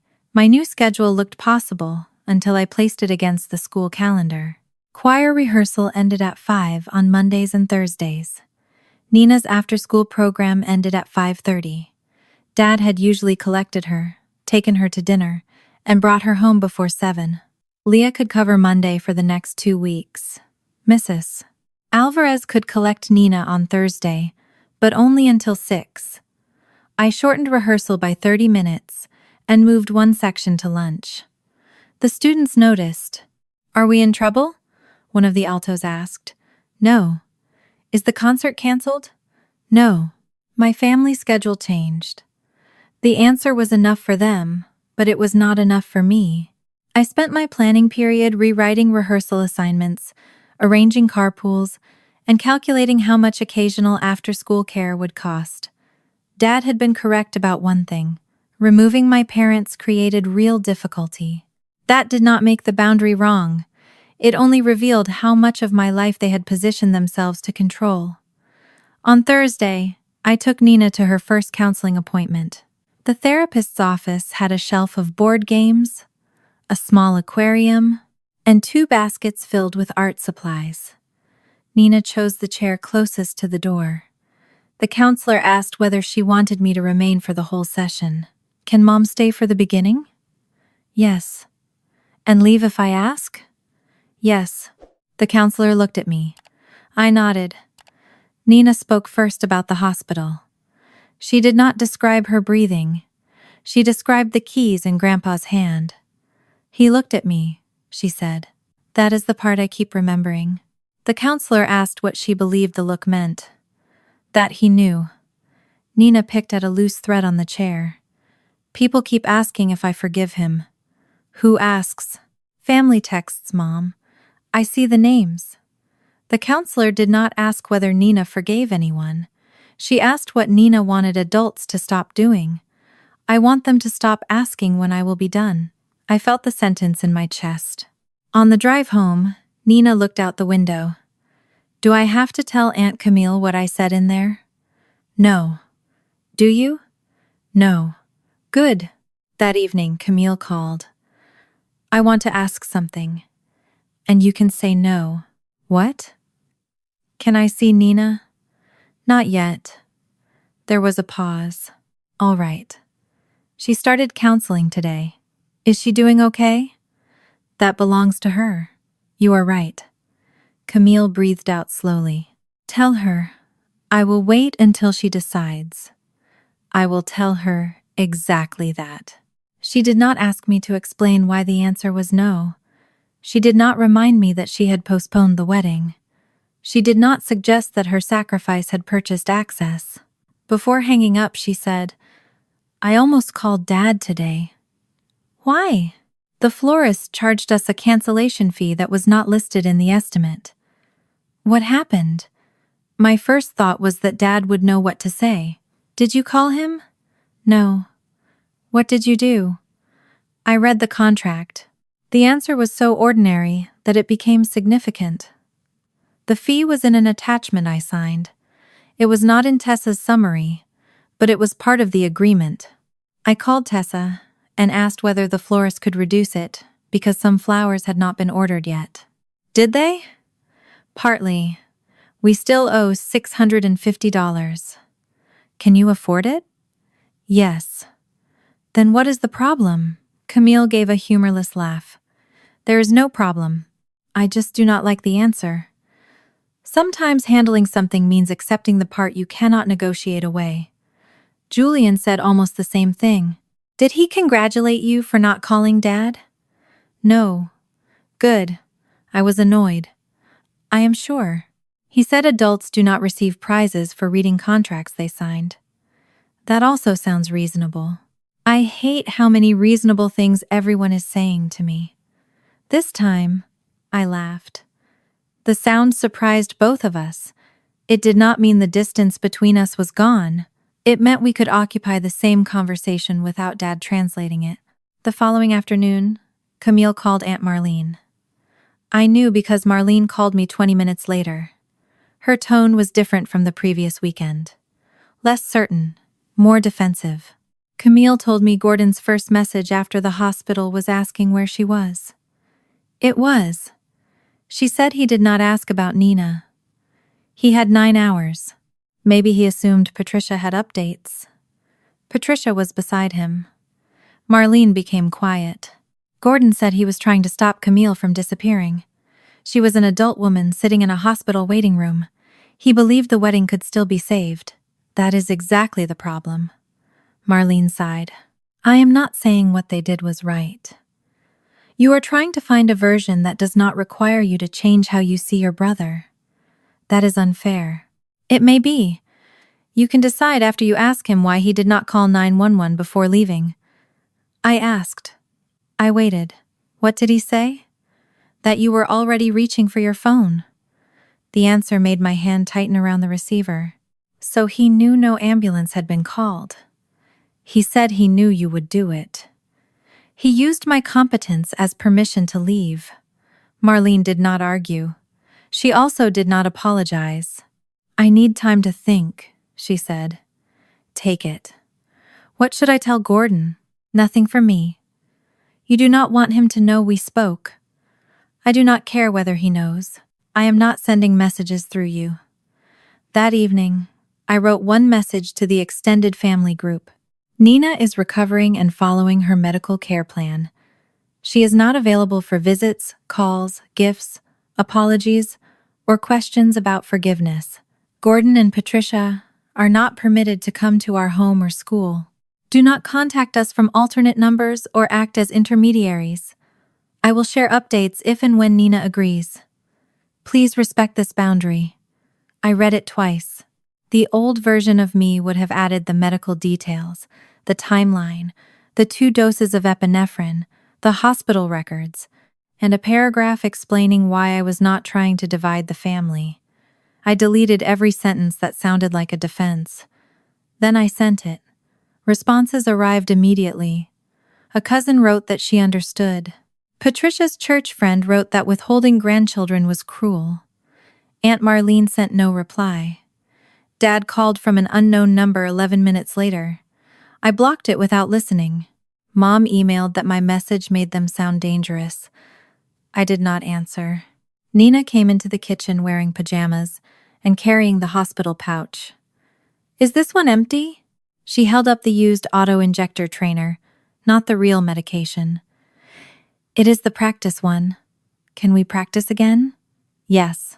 We reviewed the cap, placement, pressure, and the call to 911. When we finished, Nina placed the trainer on the table. Do Grandma and Grandpa know the plan? They knew you needed emergency help. That is not what I asked.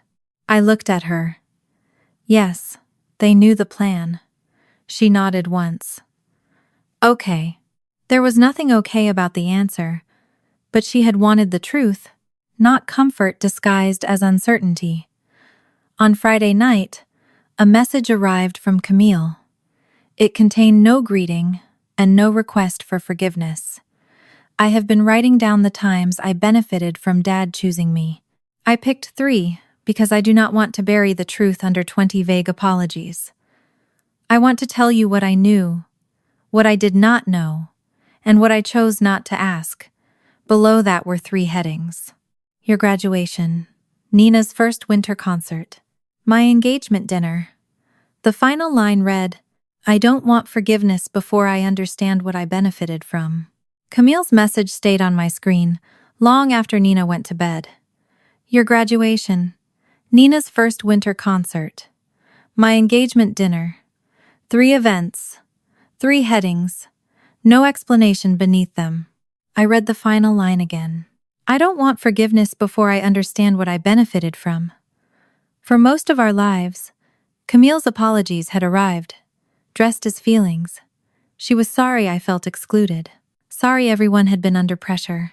Sorry she had not realized how things looked from my side. The words acknowledged pain without naming the action that caused it. This message was different. It still did not earn forgiveness, but it earned a conversation.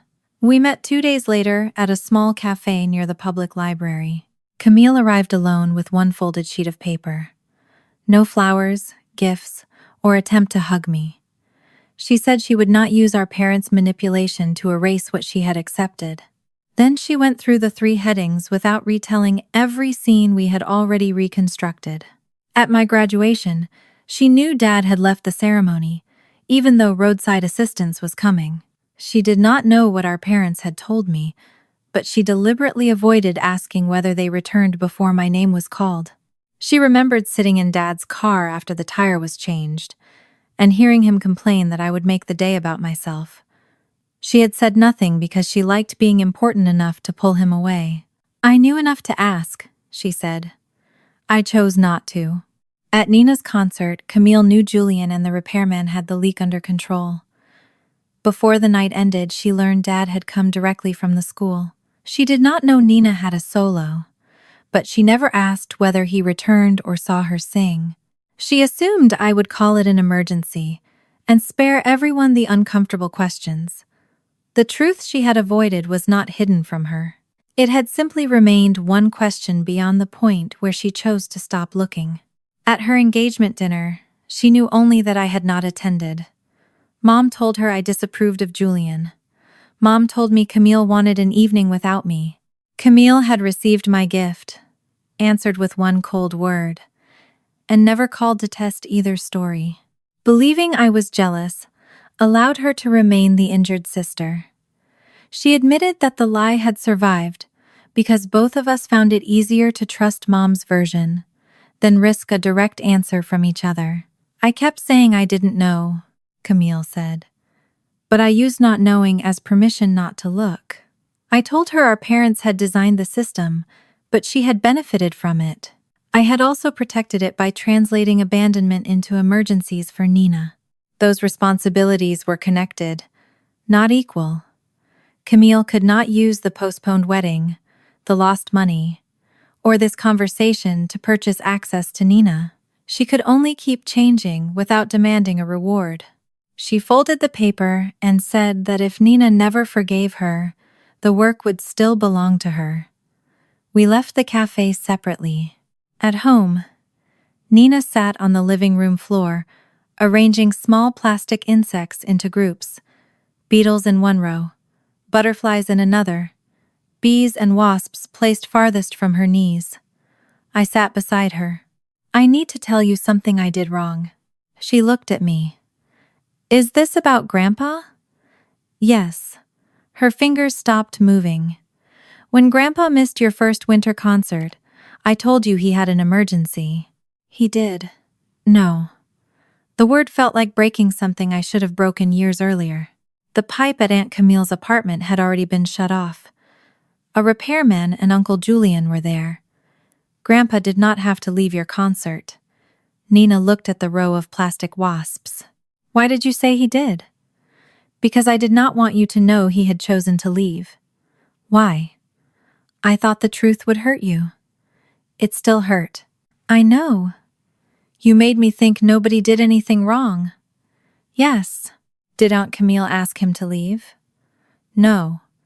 Did she tell him to come back? No.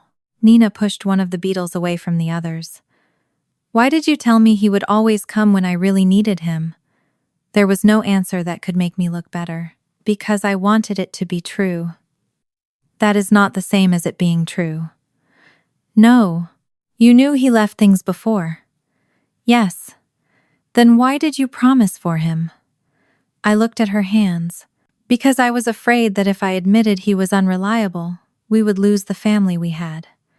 Nina's expression remained serious. But keeping the family did not make him come back. No. Did it make Grandma stay? No. She turned the plastic beetle upright. I wish you told me. I should have. Even if I got sad? Yes. Are you going to do it again? No. I did not say I would never make another mistake. I made a promise I could control. I will not protect someone's image by giving you a false explanation. Nina considered that. Can I be mad at you and still sleep in your room? Yes. Okay. That night, she carried her pillow into my bedroom without another word. Her anger did not make her less loving. My apology did not require her to make me feel forgiven. 4 days later, Nina asked whether Camille still wanted to see her. "She does," I said. "Did she keep asking you?" "No." "Did she send anything?" "No." "Can she come for 15 minutes?" "Are you sure?" "No. That is allowed." Nina thought about it. "I want to ask her one thing." We arranged the meeting in a private room at the library. Nina chose the location because it had 2 doors and because she knew the librarian at the front desk. Camille arrived early. She sat on the far side of the table and did not stand when Nina entered. "Hi," she said. "Hi." Nina sat beside me. I placed my phone face down and started a 15-minute timer where everyone could see it. Camille looked at Nina. "I am sorry Grandpa left while you were sick. I did not ask him to come to the hotel. But before that day, I accepted a lot of times when he chose me over you and your mom." Nina watched her carefully. Camille continued, "I did not cause your allergy. I did not know you had been stung. But I helped make it normal for Grandpa to believe my small problems mattered more than other people's important moments." "You mean my concert?" "Yes. Did you know Grandpa left my concert for you?" "Not when he first arrived." Nina waited. Camille did not stop there. "Julian told me Dad had come from your school. I knew before the night was over." "Did you ever ask if Grandpa went back?" "No." "Did you ask if he saw me sing?" "No." "Why?" Camille's eyes filled, but she did not look at me for help. "Because I did not want to know that he had missed it for me." Nina's voice stayed quiet. "So you knew enough to ask?" "Yes." "And you did not?" "No." The timer showed 9 minutes remaining. Camille said, "I am sorry." Nina looked at the table. "I do not forgive you yet." Camille nodded. "You do not have to. Are you going to ask again later?" "No." "What if I never do?" Camille's breath caught. "Then I will still be sorry, and I will still have to change." Nina reached into the pocket of her sweatshirt and took out my phone. She had asked me to keep one photograph ready. It showed the unfinished ring box on the shelf in my parents' living room. Patricia had given written permission for me to collect Nina's clothes while they were out, and Leah came with me so I would not enter alone. We left the box because Nina had said no one was to touch it. Leah photographed the pencil leaves before we walked out. Nina slid the phone toward Camille. Grandpa did not finish it. Camille looked at the photograph. "No. Mom said we can decide later." "Yes. Do you want it?" "I want you to decide." Nina pulled the phone back. "Not yet. I'm still mad." "All right." The timer rang. Camille stood only after Nina did. "Thank you for seeing me." Nina did not answer. She took my hand, and we left through the second door. The following week, Camille and Julian began premarital counseling. She told me about the first session during a phone call, but she did not give me the therapist's private questions or ask me to judge Julian. "He said he will not set another wedding date until we agree Dad cannot enter every disagreement between us," she said. "What did you say?" "I told him Dad does not enter every disagreement." "And?" Then the counselor asked Julian to name the last 3 arguments we had.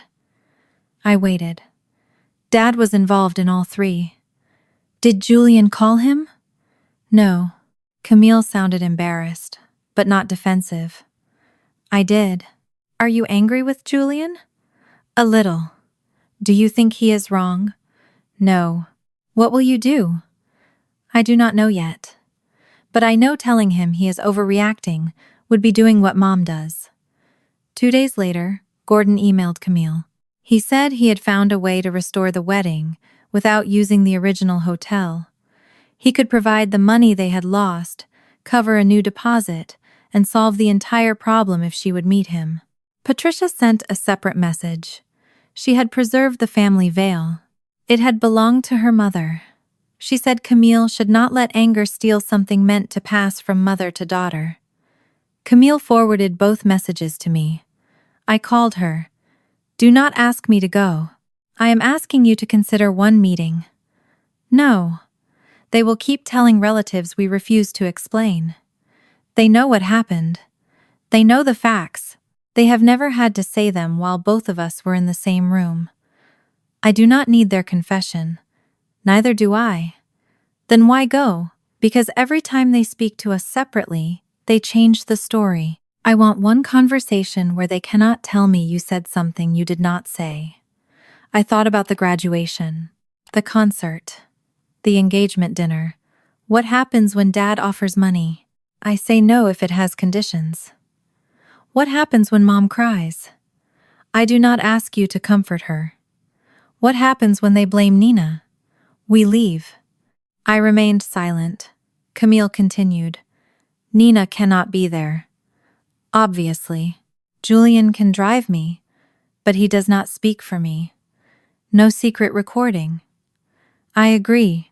If either of them calls Nina's anaphylactic shock a scare, misunderstanding, or overreaction, the meeting ends.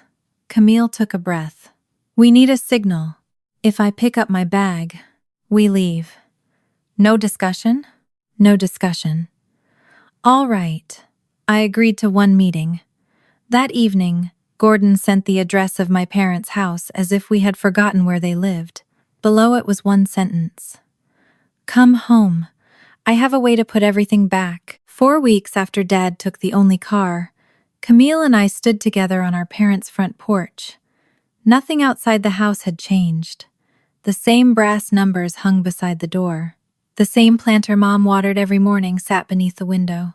Through the glass, I could see the corner of the living room rug, where Nina had struggled to breathe. Camille reached toward the doorbell, then stopped. Are you ready? No. Me neither. She pressed it anyway. Dad opened the door before the chime finished. He wore a blue button-down shirt, and the expression he used when customers entered his repair shop with something he believed only he could fix. Come in. He stepped aside. Mom stood near the dining table. Her hair was carefully arranged, and she wore the pearl earrings she had planned to wear at Camille's wedding. She looked at us as though we were late for an appointment, instead of returning to the house where she had left my daughter on the floor. I carried my handbag over one shoulder. Camille saw it and gave me a small nod. That was our signal. If I picked it up from the chair, the conversation was over. We entered without hugging either parent. The wedding decorations had been removed from most of the house, but a box of gold place cards remained beneath the sideboard. The unfinished ring box sat on a shelf beside Dad's chair. I had not expected to see it. The pencil leaves Nina had drawn were still visible inside the lid. Dad had not carved around them. He had not sanded the last corner. 4 weeks had passed, and the box remained exactly as he had left it when he stepped over it. Dad noticed me looking. I kept it safe. I turned away from the shelf. Mom gestured toward the dining table. We prepared something practical. A cashier's check lay in the center, made out to Camille and Julian for $18,000. Beside it was a folder from a wedding venue outside Raleigh. A yellow note on the front read courtesy hold, 48 hours. The original draft of Dad's reception speech rested beneath the folder. The sentence "I have always shown up" was still highlighted. At the far end of the table, Mom had arranged her mother's veil across a white garment box. The lace was yellowed slightly at the edges. Camille had once told me she dreamed of wearing it. Everything they believed could bring her back had been placed within reach. Money, a venue, a public role for Dad, a family symbol for Mom. Dad pulled out a chair. Sit down. We can solve this. Camille remained standing. What exactly are you solving? The wedding. I did not ask you to. You do not have to ask. I am your father. I watched Camille's face. The old version of her would have heard devotion in that sentence. Now she heard the warning beneath it. Dad tapped the venue folder. They had a cancellation. The date is 6 weeks from now. Similar ballroom, room for 100 guests, full catering package. I spoke to the manager personally. Camille looked at the yellow note. You placed a courtesy hold. Yes. You did not sign anything. I could not sign for you.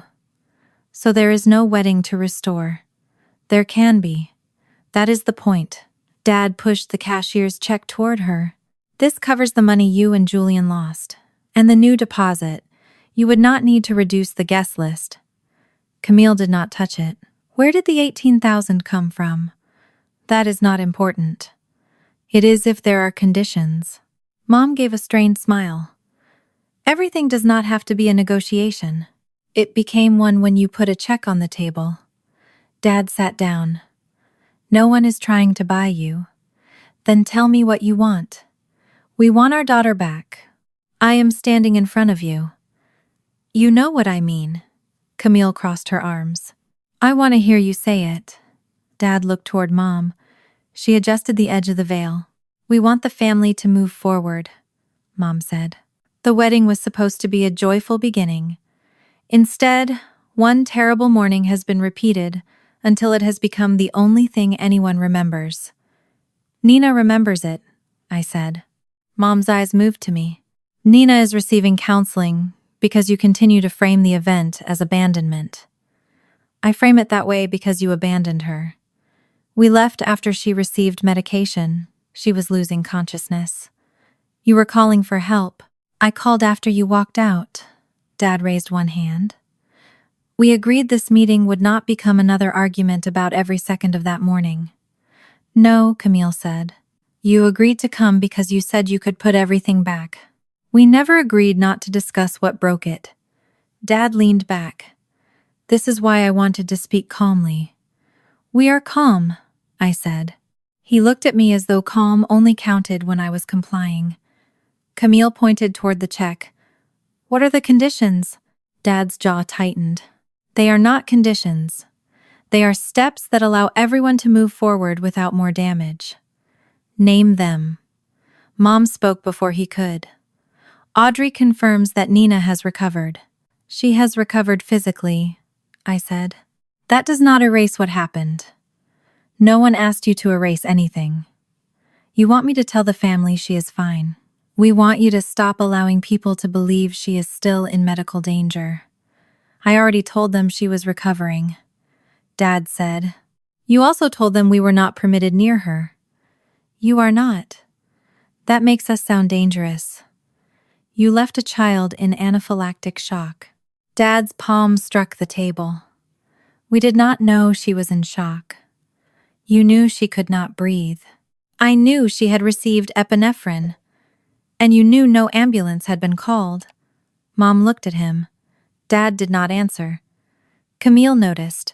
You told Aunt Marlene Audrey was already reaching for her phone. She was. That means you knew no one had called yet. I knew Audrey would call. The sentence came easily.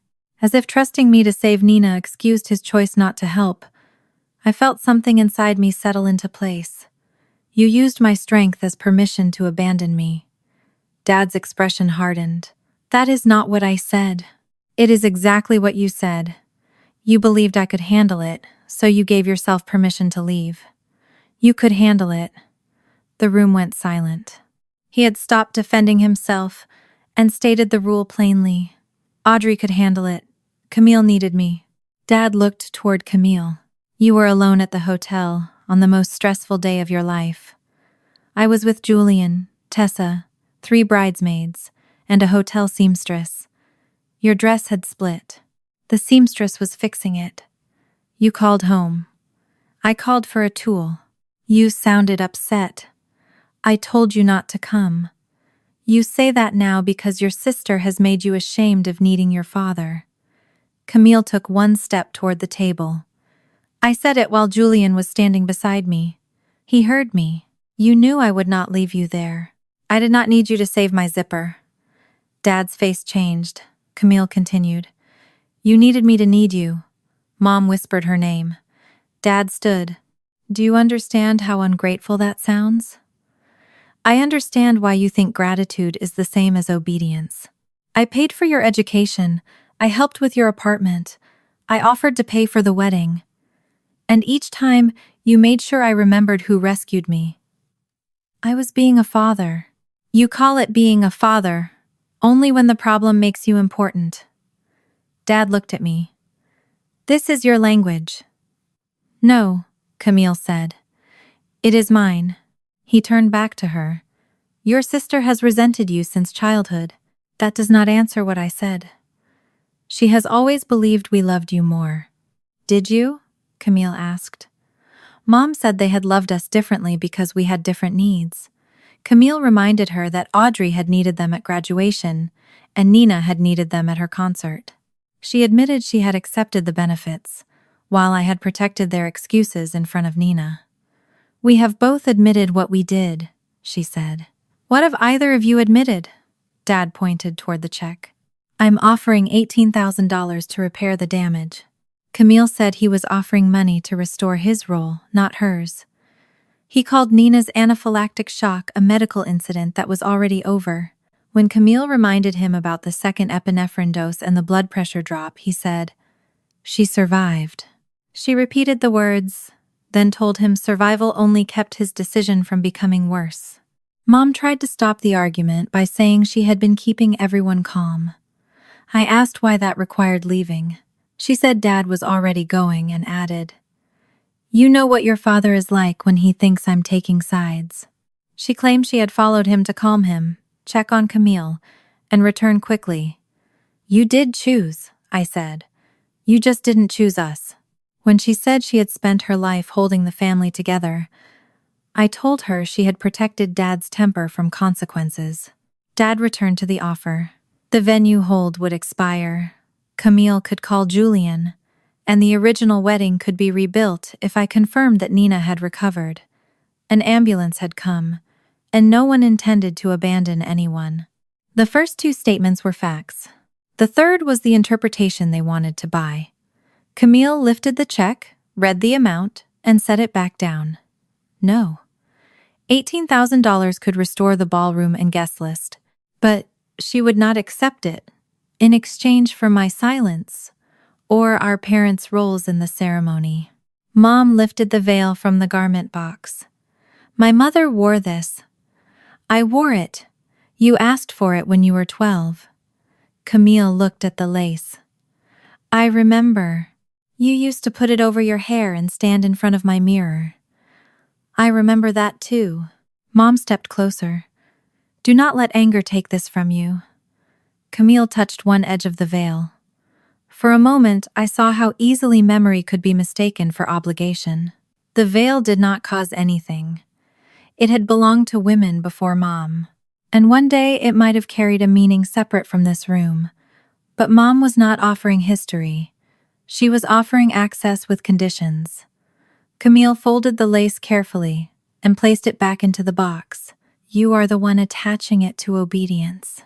Mom's face crumpled. I am your mother. Yes. Then how can you do this to me? Camille looked at her. Because being your daughter cannot require me to pretend you did not leave Nina. Dad shoved the venue folder away from him. You both came here having already decided. We came to hear whether either of you understood, Camille said. I understand that your sister has spent a month turning you against us. No. She stopped carrying your messages for us. Dad looked at me. You think you won. This is not a competition. You finally have Camille's attention. You finally made her feel guilty enough to choose you. Camille stepped beside me. I am not choosing Audrey over you. Then what are you doing? I'm choosing to speak to Audrey without you in the middle. The room became still again. Dad glanced toward the unfinished ring box. You will come back when something goes wrong. Camille did not answer. He looked at me. And you will call when your school schedule becomes impossible, when Nina needs to be picked up, or when you get sick. You always pretend you do not need anyone until the consequences arrive. I reached for my handbag. Camille saw the signal. Dad's voice sharpened. If you walk out now, do not come back when you need me. I lifted the bag onto my shoulder. My eyes went to the ring box on the shelf. The last unfinished object. Dad believed he still controlled. You already made that choice when you took the car. Camille moved toward the door with me. Mom called her name. Camille stopped, but she did not turn around. Mom's voice broke. Are you really leaving your family over a zipper?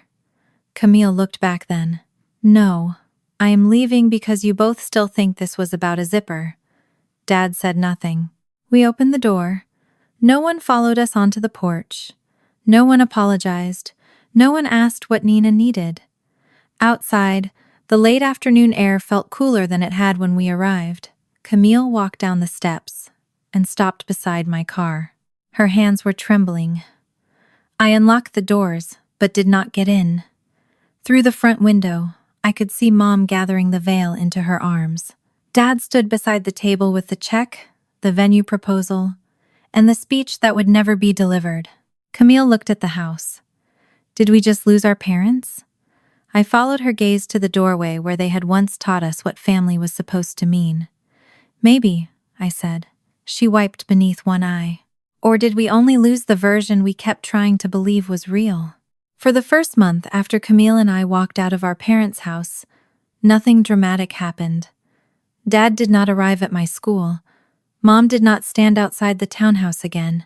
No relative appeared with a speech about forgiveness. The silence should have felt peaceful.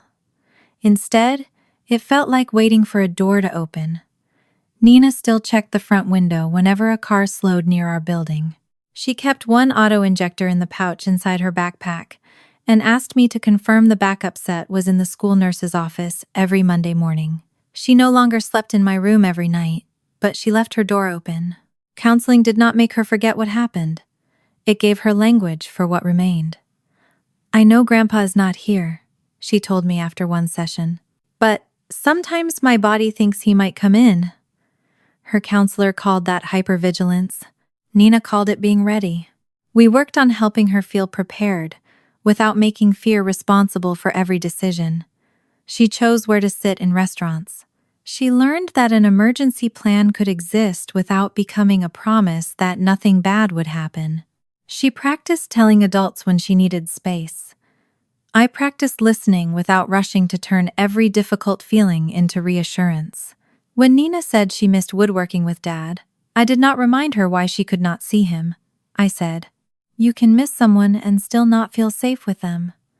When she said she hated him, I did not correct her.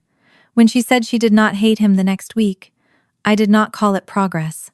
Her feelings belonged to her. My life became less convenient and more honest. Leah collected Nina on Mondays. Mrs. Alvarez helped on Thursdays when my rehearsals ran late. I paid for the after-school program on concert weeks and cut expenses elsewhere. We ordered fewer meals. I delayed replacing the living room sofa. I accepted that independence was sometimes expensive. Dad had been right that removing my parents would create consequences. He had been wrong to believe the consequences would make me return. By November, the new routines no longer felt temporary. Leah kept a copy of Nina's emergency contacts in her phone. Mrs. Alvarez knew where the backup medication was stored during neighborhood outings. The school nurse checked expiration dates with me each month. No one called themselves a hero. They simply did what they agreed to do. Camille and Julian continued premarital counseling. She did not give me weekly reports. That mattered too. In the past, every disagreement between them had eventually become family information. Dad would call Julian. Mom would ask me whether Camille was being unreasonable. By the time the original couple returned to the issue, 4 more people had opinions. Now Camille told me only what involved me. One afternoon in December, she called while I was sorting concert uniforms. "I handled something badly at work," she said. "What happened?" "Our winter campaign files were delayed. The director asked why, and my first instinct was to blame the design agency. Was it their fault?" "Partly." "And your part?" "I approved the wrong deadline." "What did you do?" "I told the director." I waited for the rest. That is it, Camille said. You admitted it? Yes. What happened? We changed the launch schedule. I worked late for 3 nights. The agency reduced one fee because they also missed a checkpoint. Did you call Dad? No. Did you want to? Yes. What would he have done? Called the director's office? Found someone he knew on the board? Or told me the agency was taking advantage of me? And would that have solved your mistake? No. She sounded almost amused. I fixed what I could. I accepted what I could not. That sounds familiar. I know. She did not ask me to congratulate her. I did not. A month later, she and Julian sent me a photograph of a spreadsheet. It showed the final $9,800 non-refundable loss identified after refunds and transferred deposits. They had paid $6,000 from savings and divided the remaining $3,800 across 4 months. They had canceled a planned vacation and sold several pieces of wedding decor online. Camille wrote beneath the photograph, "No rescue, no debt to Dad, just a budget we agreed to." I replied with one word, "Good." By January, Camille and Julian began discussing another wedding, not the original one. There would be no ballroom, 100-person guest list, chartered transportation, or elaborate rehearsal dinner. They booked a small restored chapel with a garden reception space. The venue held 42 guests. Their entire budget was $14,500, including food, clothing, flowers, photography, and a coordinator. They paid for it themselves. Camille told me over coffee, "I need to ask whether you will come. As your sister or as the person managing the problems?" "As my sister." "Who is coordinating?" "Tessa." "Who is speaking to vendors?" "Tessa or me." "Who is handling Mom's relatives?" Each guest receives one invitation. No one receives an assignment to convince someone else. I looked at her. "And Dad?" "He is not invited." "Mom?" "No." The answers were clear, but they still cost her something. Camille had spent most of her life picturing Dad walking her down the aisle. Mom had saved the veil before Camille was engaged. Leaving them out was not a triumphant revenge scene. It was the loss of the wedding she once believed she wanted. "Are you sure?" I asked. "I am sure they cannot attend without treating the wedding as proof everything is restored." "What if they apologize before then?" A real apology would not purchase an invitation. That was the right answer. It was also one she had learned slowly enough to trust.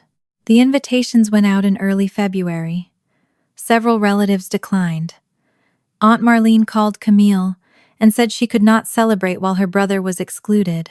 2 cousins said the family conflict made them uncomfortable. Patricia's older sister mailed the invitation back with a note about honoring parents. Camille did not replace every empty seat. She did not expand the guest list to prove people still supported her. She left room between the tables. "I used to think an empty chair meant I had failed," she told me. Now I want to know who chose to be in the chairs that are filled." Dad mailed the reception speech from the original wedding, still highlighting the line about always showing up. Camille neither destroyed nor publicized it. She stored it with the canceled contracts and did not use it. Mom sent the veil through Aunt Marlene. Camille returned it by insured mail with a delivery card and no accusation. Mom answered with 3 pages that Camille did not forward to me. "That is between her and me," she said. The boundary mattered more than another argument. When Camille asked Nina whether she wanted to participate in the ceremony, she did not use the words flower girl or ring bearer first. She asked, "Would you like to be there?" Nina looked at me. "You decide," I said. Camille sat on the opposite side of our kitchen table. "You can come as a guest," she said. "You can have a role. You can leave early. You can also say no. Will Grandma and Grandpa be there?" "No." "Will anyone surprise invite them?" "No." "What if they come anyway?" "Tessa has the guest list. The venue staff will not let them enter." Nina thought for a moment. I need to know where the doors are. Camille nodded. We can visit the chapel before the wedding. I want Mom to keep my medicine. She will. And another person has the second one. I answered that part. You can help choose who makes you feel safe. I make the final medical plan. Nina looked toward Leah, who was helping me organize sheet music at the kitchen counter. Can Leah keep the backup? Leah did not answer for me. I said, yes, we can seal the second set in a marked pouch at the reception, and Leah will know exactly where it is. Not in a car, not in a car, not in another building. No. Nina looked at Camille. Will there be flowers outside? Yes, but Tessa can ask the florist to avoid open sweet drinks and food near the garden tables. We cannot promise there will be no insects. I know. If you want to go inside, we go inside. If I want to leave, we help you leave. Nina looked at me again. Can I carry the rings? You do not have to. I know. She glanced toward Camille. Which box? Camille did not answer too quickly. You choose. The unfinished ring box had been returned to us 2 months earlier. After my written request for Nina's remaining belongings, Patricia sealed the box in a bag and left it on the porch. Marlene collected the sealed bag and delivered it to Leah's house, where Nina could decide when to open it. Nina had placed the bag in the back of her closet without opening it. That evening, she took it out. The wood still smelled faintly of Dad's workshop. One corner remained rough. The pencil leaves inside the lid had faded, but were visible. Nina ran one finger over them. Did Grandpa touch it after he left us? I do not know, I said. Camille stood near the doorway. Do you want me to go? Nina shook her head. She turned the box over. He said you cannot rush corners. Yes, I said. He rushed everything else. Neither Camille nor I tried to improve the sentence. Nina carried the box to the kitchen table and placed a sheet of sandpaper beside it. She looked at Camille. You can help me finish it now. Camille sat down slowly. Are you sure? No. Nina's answer made Camille pause. Then we can wait. I do not want to wait. I just do not want you to think this means everything is fixed. I do not. Okay. They worked for 20 minutes. Nina sanded the unfinished corner. Camille held the box steady, but did not take over. When the wood was smooth, Nina traced the pencil leaves with a fine carving tool under my supervision. Camille asked whether she wanted the original design. Yes. Do you want to add anything? Nina thought. One more leaf. Where? On the other side. The original 2 leaves had represented Camille and Julian. Nina added a third, smaller one near the hinge. She did not explain whose it was. No one asked. When they finished, Camille did not write her name inside the box. Nina did not scrape away Dad's pencil marks or pretend he had never begun it. They completed what he had abandoned without changing the history of who had left it unfinished. The week before the wedding, Camille invited me to the final venue meeting. I thought Tessa was handling everything, I said. She is. I want you to see the exits with Nina. That was different from asking me to coordinate. We walked through the chapel, garden, reception room, and side parking area. Nina chose a seat near the aisle. Leah confirmed where she would keep the sealed backup medication. Tessa placed Nina's name on the coordinator's safety notes, but did not announce her allergy to the entire guest list. The plan was clear. The plan was not a guarantee. Nina seemed to understand the difference better than the adults in our family ever had. On the evening before the wedding, my phone received a voicemail from Dad. I did not recognize the number, but I recognized his breathing before he spoke. You think people will keep showing up because you made new lists, he said. You think friends and neighbors replace family. You'll understand when something goes wrong and no one comes. The message ended without Nina's name. I listened once, then I deleted it. The following morning, March 20th, I arrived at the chapel with Nina and Leah 2 hours before the ceremony. Camille was in the bridal room wearing the same wedding dress from September. The original zipper had been repaired, and the seam where it had split was nearly invisible. Nina carried the finished ring box in both hands. Tessa checked the timeline. The photographer arranged the details. Julian waited in another room with his brother. No one asked where Dad was. No one asked whether Mom had sent the veil again. For the first time, Camille's wedding belonged to the people inside it. Then one of the bridesmaids called from the dressing room. "Tessa?" Her voice rose. "The zipper is stuck." I saw Camille's hand move toward the phone on the table. The bridesmaid looked at her. "Should we call someone?" "Should we call someone?" The bridesmaid stood behind Camille with both hands hovering near the frozen zipper. For 1 second, no one moved. Camille's phone lay on the dressing table. Her hand had already started toward it. I saw the reflex before she did. 4 months earlier, that movement would have ended with Dad's voice filling the room. He would have demanded the address, rejected every solution already in motion, and arrived carrying tools no one needed. By the end of the day, the story would have become another example of how his daughter could not manage without him. Camille stopped before touching the phone. Tessa stepped closer to examine the dress. "The zipper caught the lining," she said. "Do not pull it." The bridesmaid released the fabric.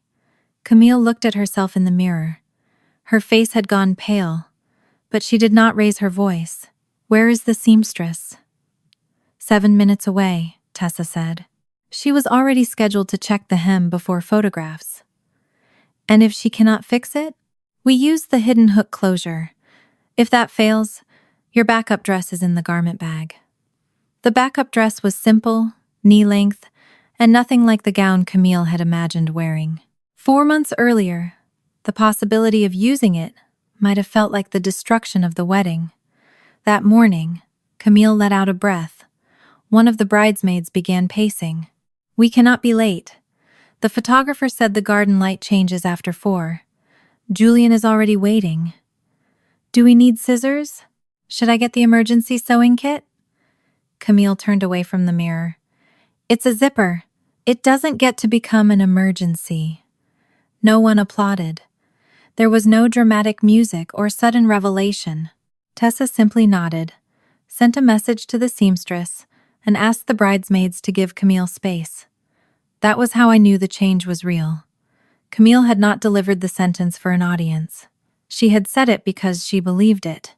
I remained beside Nina, near the dressing room door. The finished ring box rested in her hands, and the primary auto-injector remained in my handbag, while Leah held the sealed backup in the reception room. Nina knew the side exit, and had already chosen where she would sit. She asked Camille whether the wedding would continue even if she wore the backup dress. Camille said yes. Nina nodded, neither apologizing nor offering to solve the problem. The seamstress arrived 6 minutes later and worked the twisted lining free while Camille drank water and accepted that the ceremony might begin 15 minutes late. The seamstress freed the lining without cutting the dress. She reinforced the damaged area with 3 hidden stitches and tested the zipper twice. "You are ready," she said. Camille stood and looked at her reflection. The dress was the same one Dad had driven 14 miles to rescue, the same one he had chosen over Nina's life. For months, I had wondered whether Camille should wear it at all. Now I understood that the dress did not carry the decision. People did. Camille touched the repaired seam. "Thank you." The seamstress began packing her tools. "That is what I was hired for." The ordinary answer seemed to surprise Camille. Help could be scheduled. It could be paid for fairly. It could arrive without turning the recipient into a helpless child. Tessa adjusted the ceremony timeline. The wedding would begin 15 minutes late. She informed the officiant, photographer, and musicians. No one called it a disaster. When it was time to leave the dressing room, Camille picked up her bouquet. Mom's veil was not attached to her hair. She wore a narrow comb with small white flowers instead. Dad's speech remained inside a folder at her apartment. His name did not appear in the ceremony program. The absence of our parents was not invisible. It was simply not the center of the day. Camille looked at the door leading toward the chapel. "Are you walking with me?" I asked. She shook her head. "I need to do this part myself." I understood. I went ahead with Nina and took our seats near the aisle. Leah sat one row behind us, close enough to reach the backup medication but far enough that Nina did not feel watched. The chapel held 42 guests, though 3 seats remained empty after relatives declined their invitations. No one filled them at the last minute. The guests who had come turned toward the entrance. When the music began, Nina placed the ring box carefully on her lap. "Do I have to walk when everyone looks at me?" she whispered. "You can still change your mind." She studied the aisle. "I want to." "All right. If I stop, will the wedding stop?" "The officiant will wait." "What if I want to go outside?" "I will go with you." She nodded. The chapel doors opened. Nina stepped into the aisle alone, carrying the box Dad had started, and she had chosen to finish with Camille. Her pace was slower than the music. No one hurried her. Halfway down the aisle, she looked toward me. I kept my hand still and let her decide. She continued. When she reached the front, Julian crouched slightly so she would not have to lift the box too high. "Thank you," he said. Nina handed it to him and took the seat Tessa had reserved near the aisle. Then the music changed. Camille appeared at the chapel entrance. There was no father beside her. No replacement relative had been assigned to perform the same role. She did not ask Julian's brother, Aunt Marlene, or me to stand where Dad had expected to stand. Camille walked toward Julian by herself. She did not look fearless. She looked certain. During their vows, Julian spoke first. He promised not to confuse protection with control. He promised to ask before helping, and to listen when Camille said she could manage something herself. He promised that their marriage would not need an audience or a crisis to prove its strength. Camille's hands trembled around his. She promised to speak directly instead of sending messages through other people. She promised not to create helplessness, to make someone else feel useful. She promised to remain responsible for her choices even when responsibility was uncomfortable. Neither of them mentioned Dad. They did not need to. When the officiant asked for the rings, Julian opened the wooden box. The original pencil leaves had been carved into the lid. The third leaf, Nina added, rested near the hinge. Camille looked at Nina before taking Julian's ring. Nina watched without smiling, but she did not look away. The ceremony ended with quiet applause. No phones rang. No one entered the chapel demanding to speak. The empty seats remained empty. Outside, the garden reception had already begun. The florist had arranged the tables away from the thickest flowering shrubs. Covered drink dispensers stood beneath the awning. Tessa had followed the safety plan without turning it into an announcement. Nina checked the area before stepping onto the grass. "Do you see any wasps?" I asked. "One near the hedge." "Do you want to go inside?" "Not yet." We chose a table near the reception room door. Leah showed me the sealed backup pouch before placing it inside the marked cabinet Tessa had reserved. I kept the primary set with me. Nina knew where both were. She did not have to guard them. For the first hour, she remained close to my chair. She ate bread, chicken, and part of a lemon tart. When 2 children invited her to look at the small fountain near the chapel wall, she checked with me first. "I can see you from here," I said. "Can Leah come?" Leah stood. "I would like to see the fountain too." They walked together. The moment did not look like recovery from across the garden. It looked like an 11-year-old going to see water with friends. That was enough. During dinner, there were 3 speeches. Julian's brother welcomed Camille to the family without claiming blood made the relationship permanent. Tessa spoke briefly about the couple learning that a smaller wedding could hold more truth than the larger one they had planned. Then I stood. I had written 6 pages and discarded all of them. I did not tell the guests about Nina's anaphylactic shock. I did not describe Dad stepping over her or Mom following him. I did not expose the cashier's check, the venue proposal, or the conditions attached to the veil. The wedding was not a courtroom. I raised my glass. When Camille and I were children, we believed family meant knowing which role everyone was supposed to play. One daughter needed help. One daughter gave it. One person rescued. Another person explained. We spent years believing those roles were love because they kept everything familiar. Camille looked at me across the table. Today is not about replacing one family role with another. It is about two people choosing a relationship where neither one must become smaller for the other to feel strong. Camille and Julian, may you continue asking each other the questions our family avoided.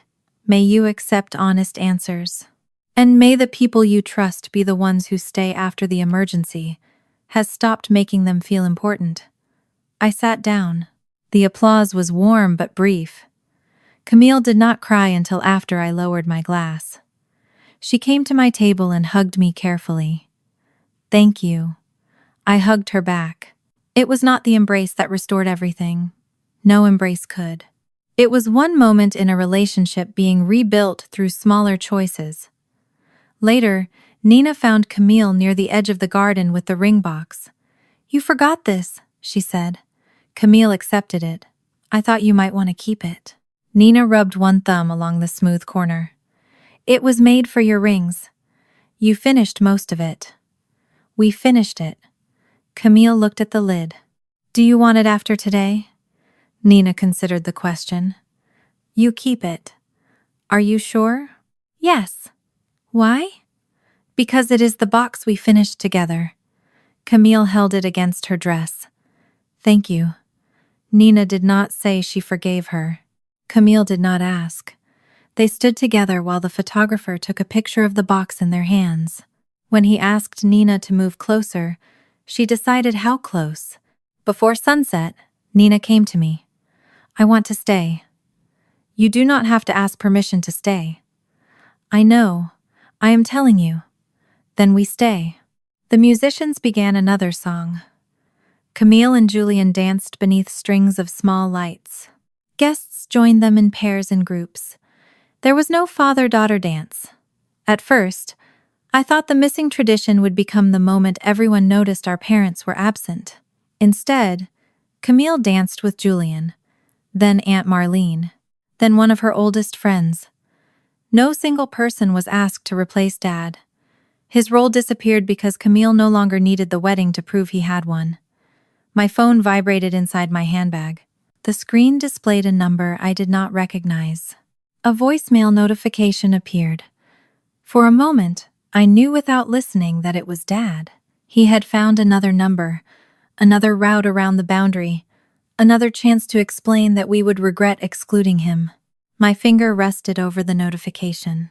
Then Nina returned from the dance floor, laughing, because Leah had attempted a turn and nearly lost one shoe. Camille stood behind them in the repaired dress. Julian carried 2 glasses of water. Tessa was helping an elderly guest find her coat. Every person I needed was already visible. I locked the screen without opening the message. When the final photographs were taken, Nina stood beside Camille, holding the empty ring box. When the final photographs were taken, Nina stood beside Camille, holding the empty ring box. I stood on Nina's other side. Julian rested one hand near Camille's shoulder without pulling her closer. Behind us, the chapel doors remained open. I had spent my whole life believing that keeping a family together was the same as loving it. That day, I finally understood the difference. Love did not ask one daughter to stay helpless, another to stay silent, or a child to stop breathing quietly so the wedding could go on. Love was the person who stayed. And for the first time, I stopped counting the people who had left.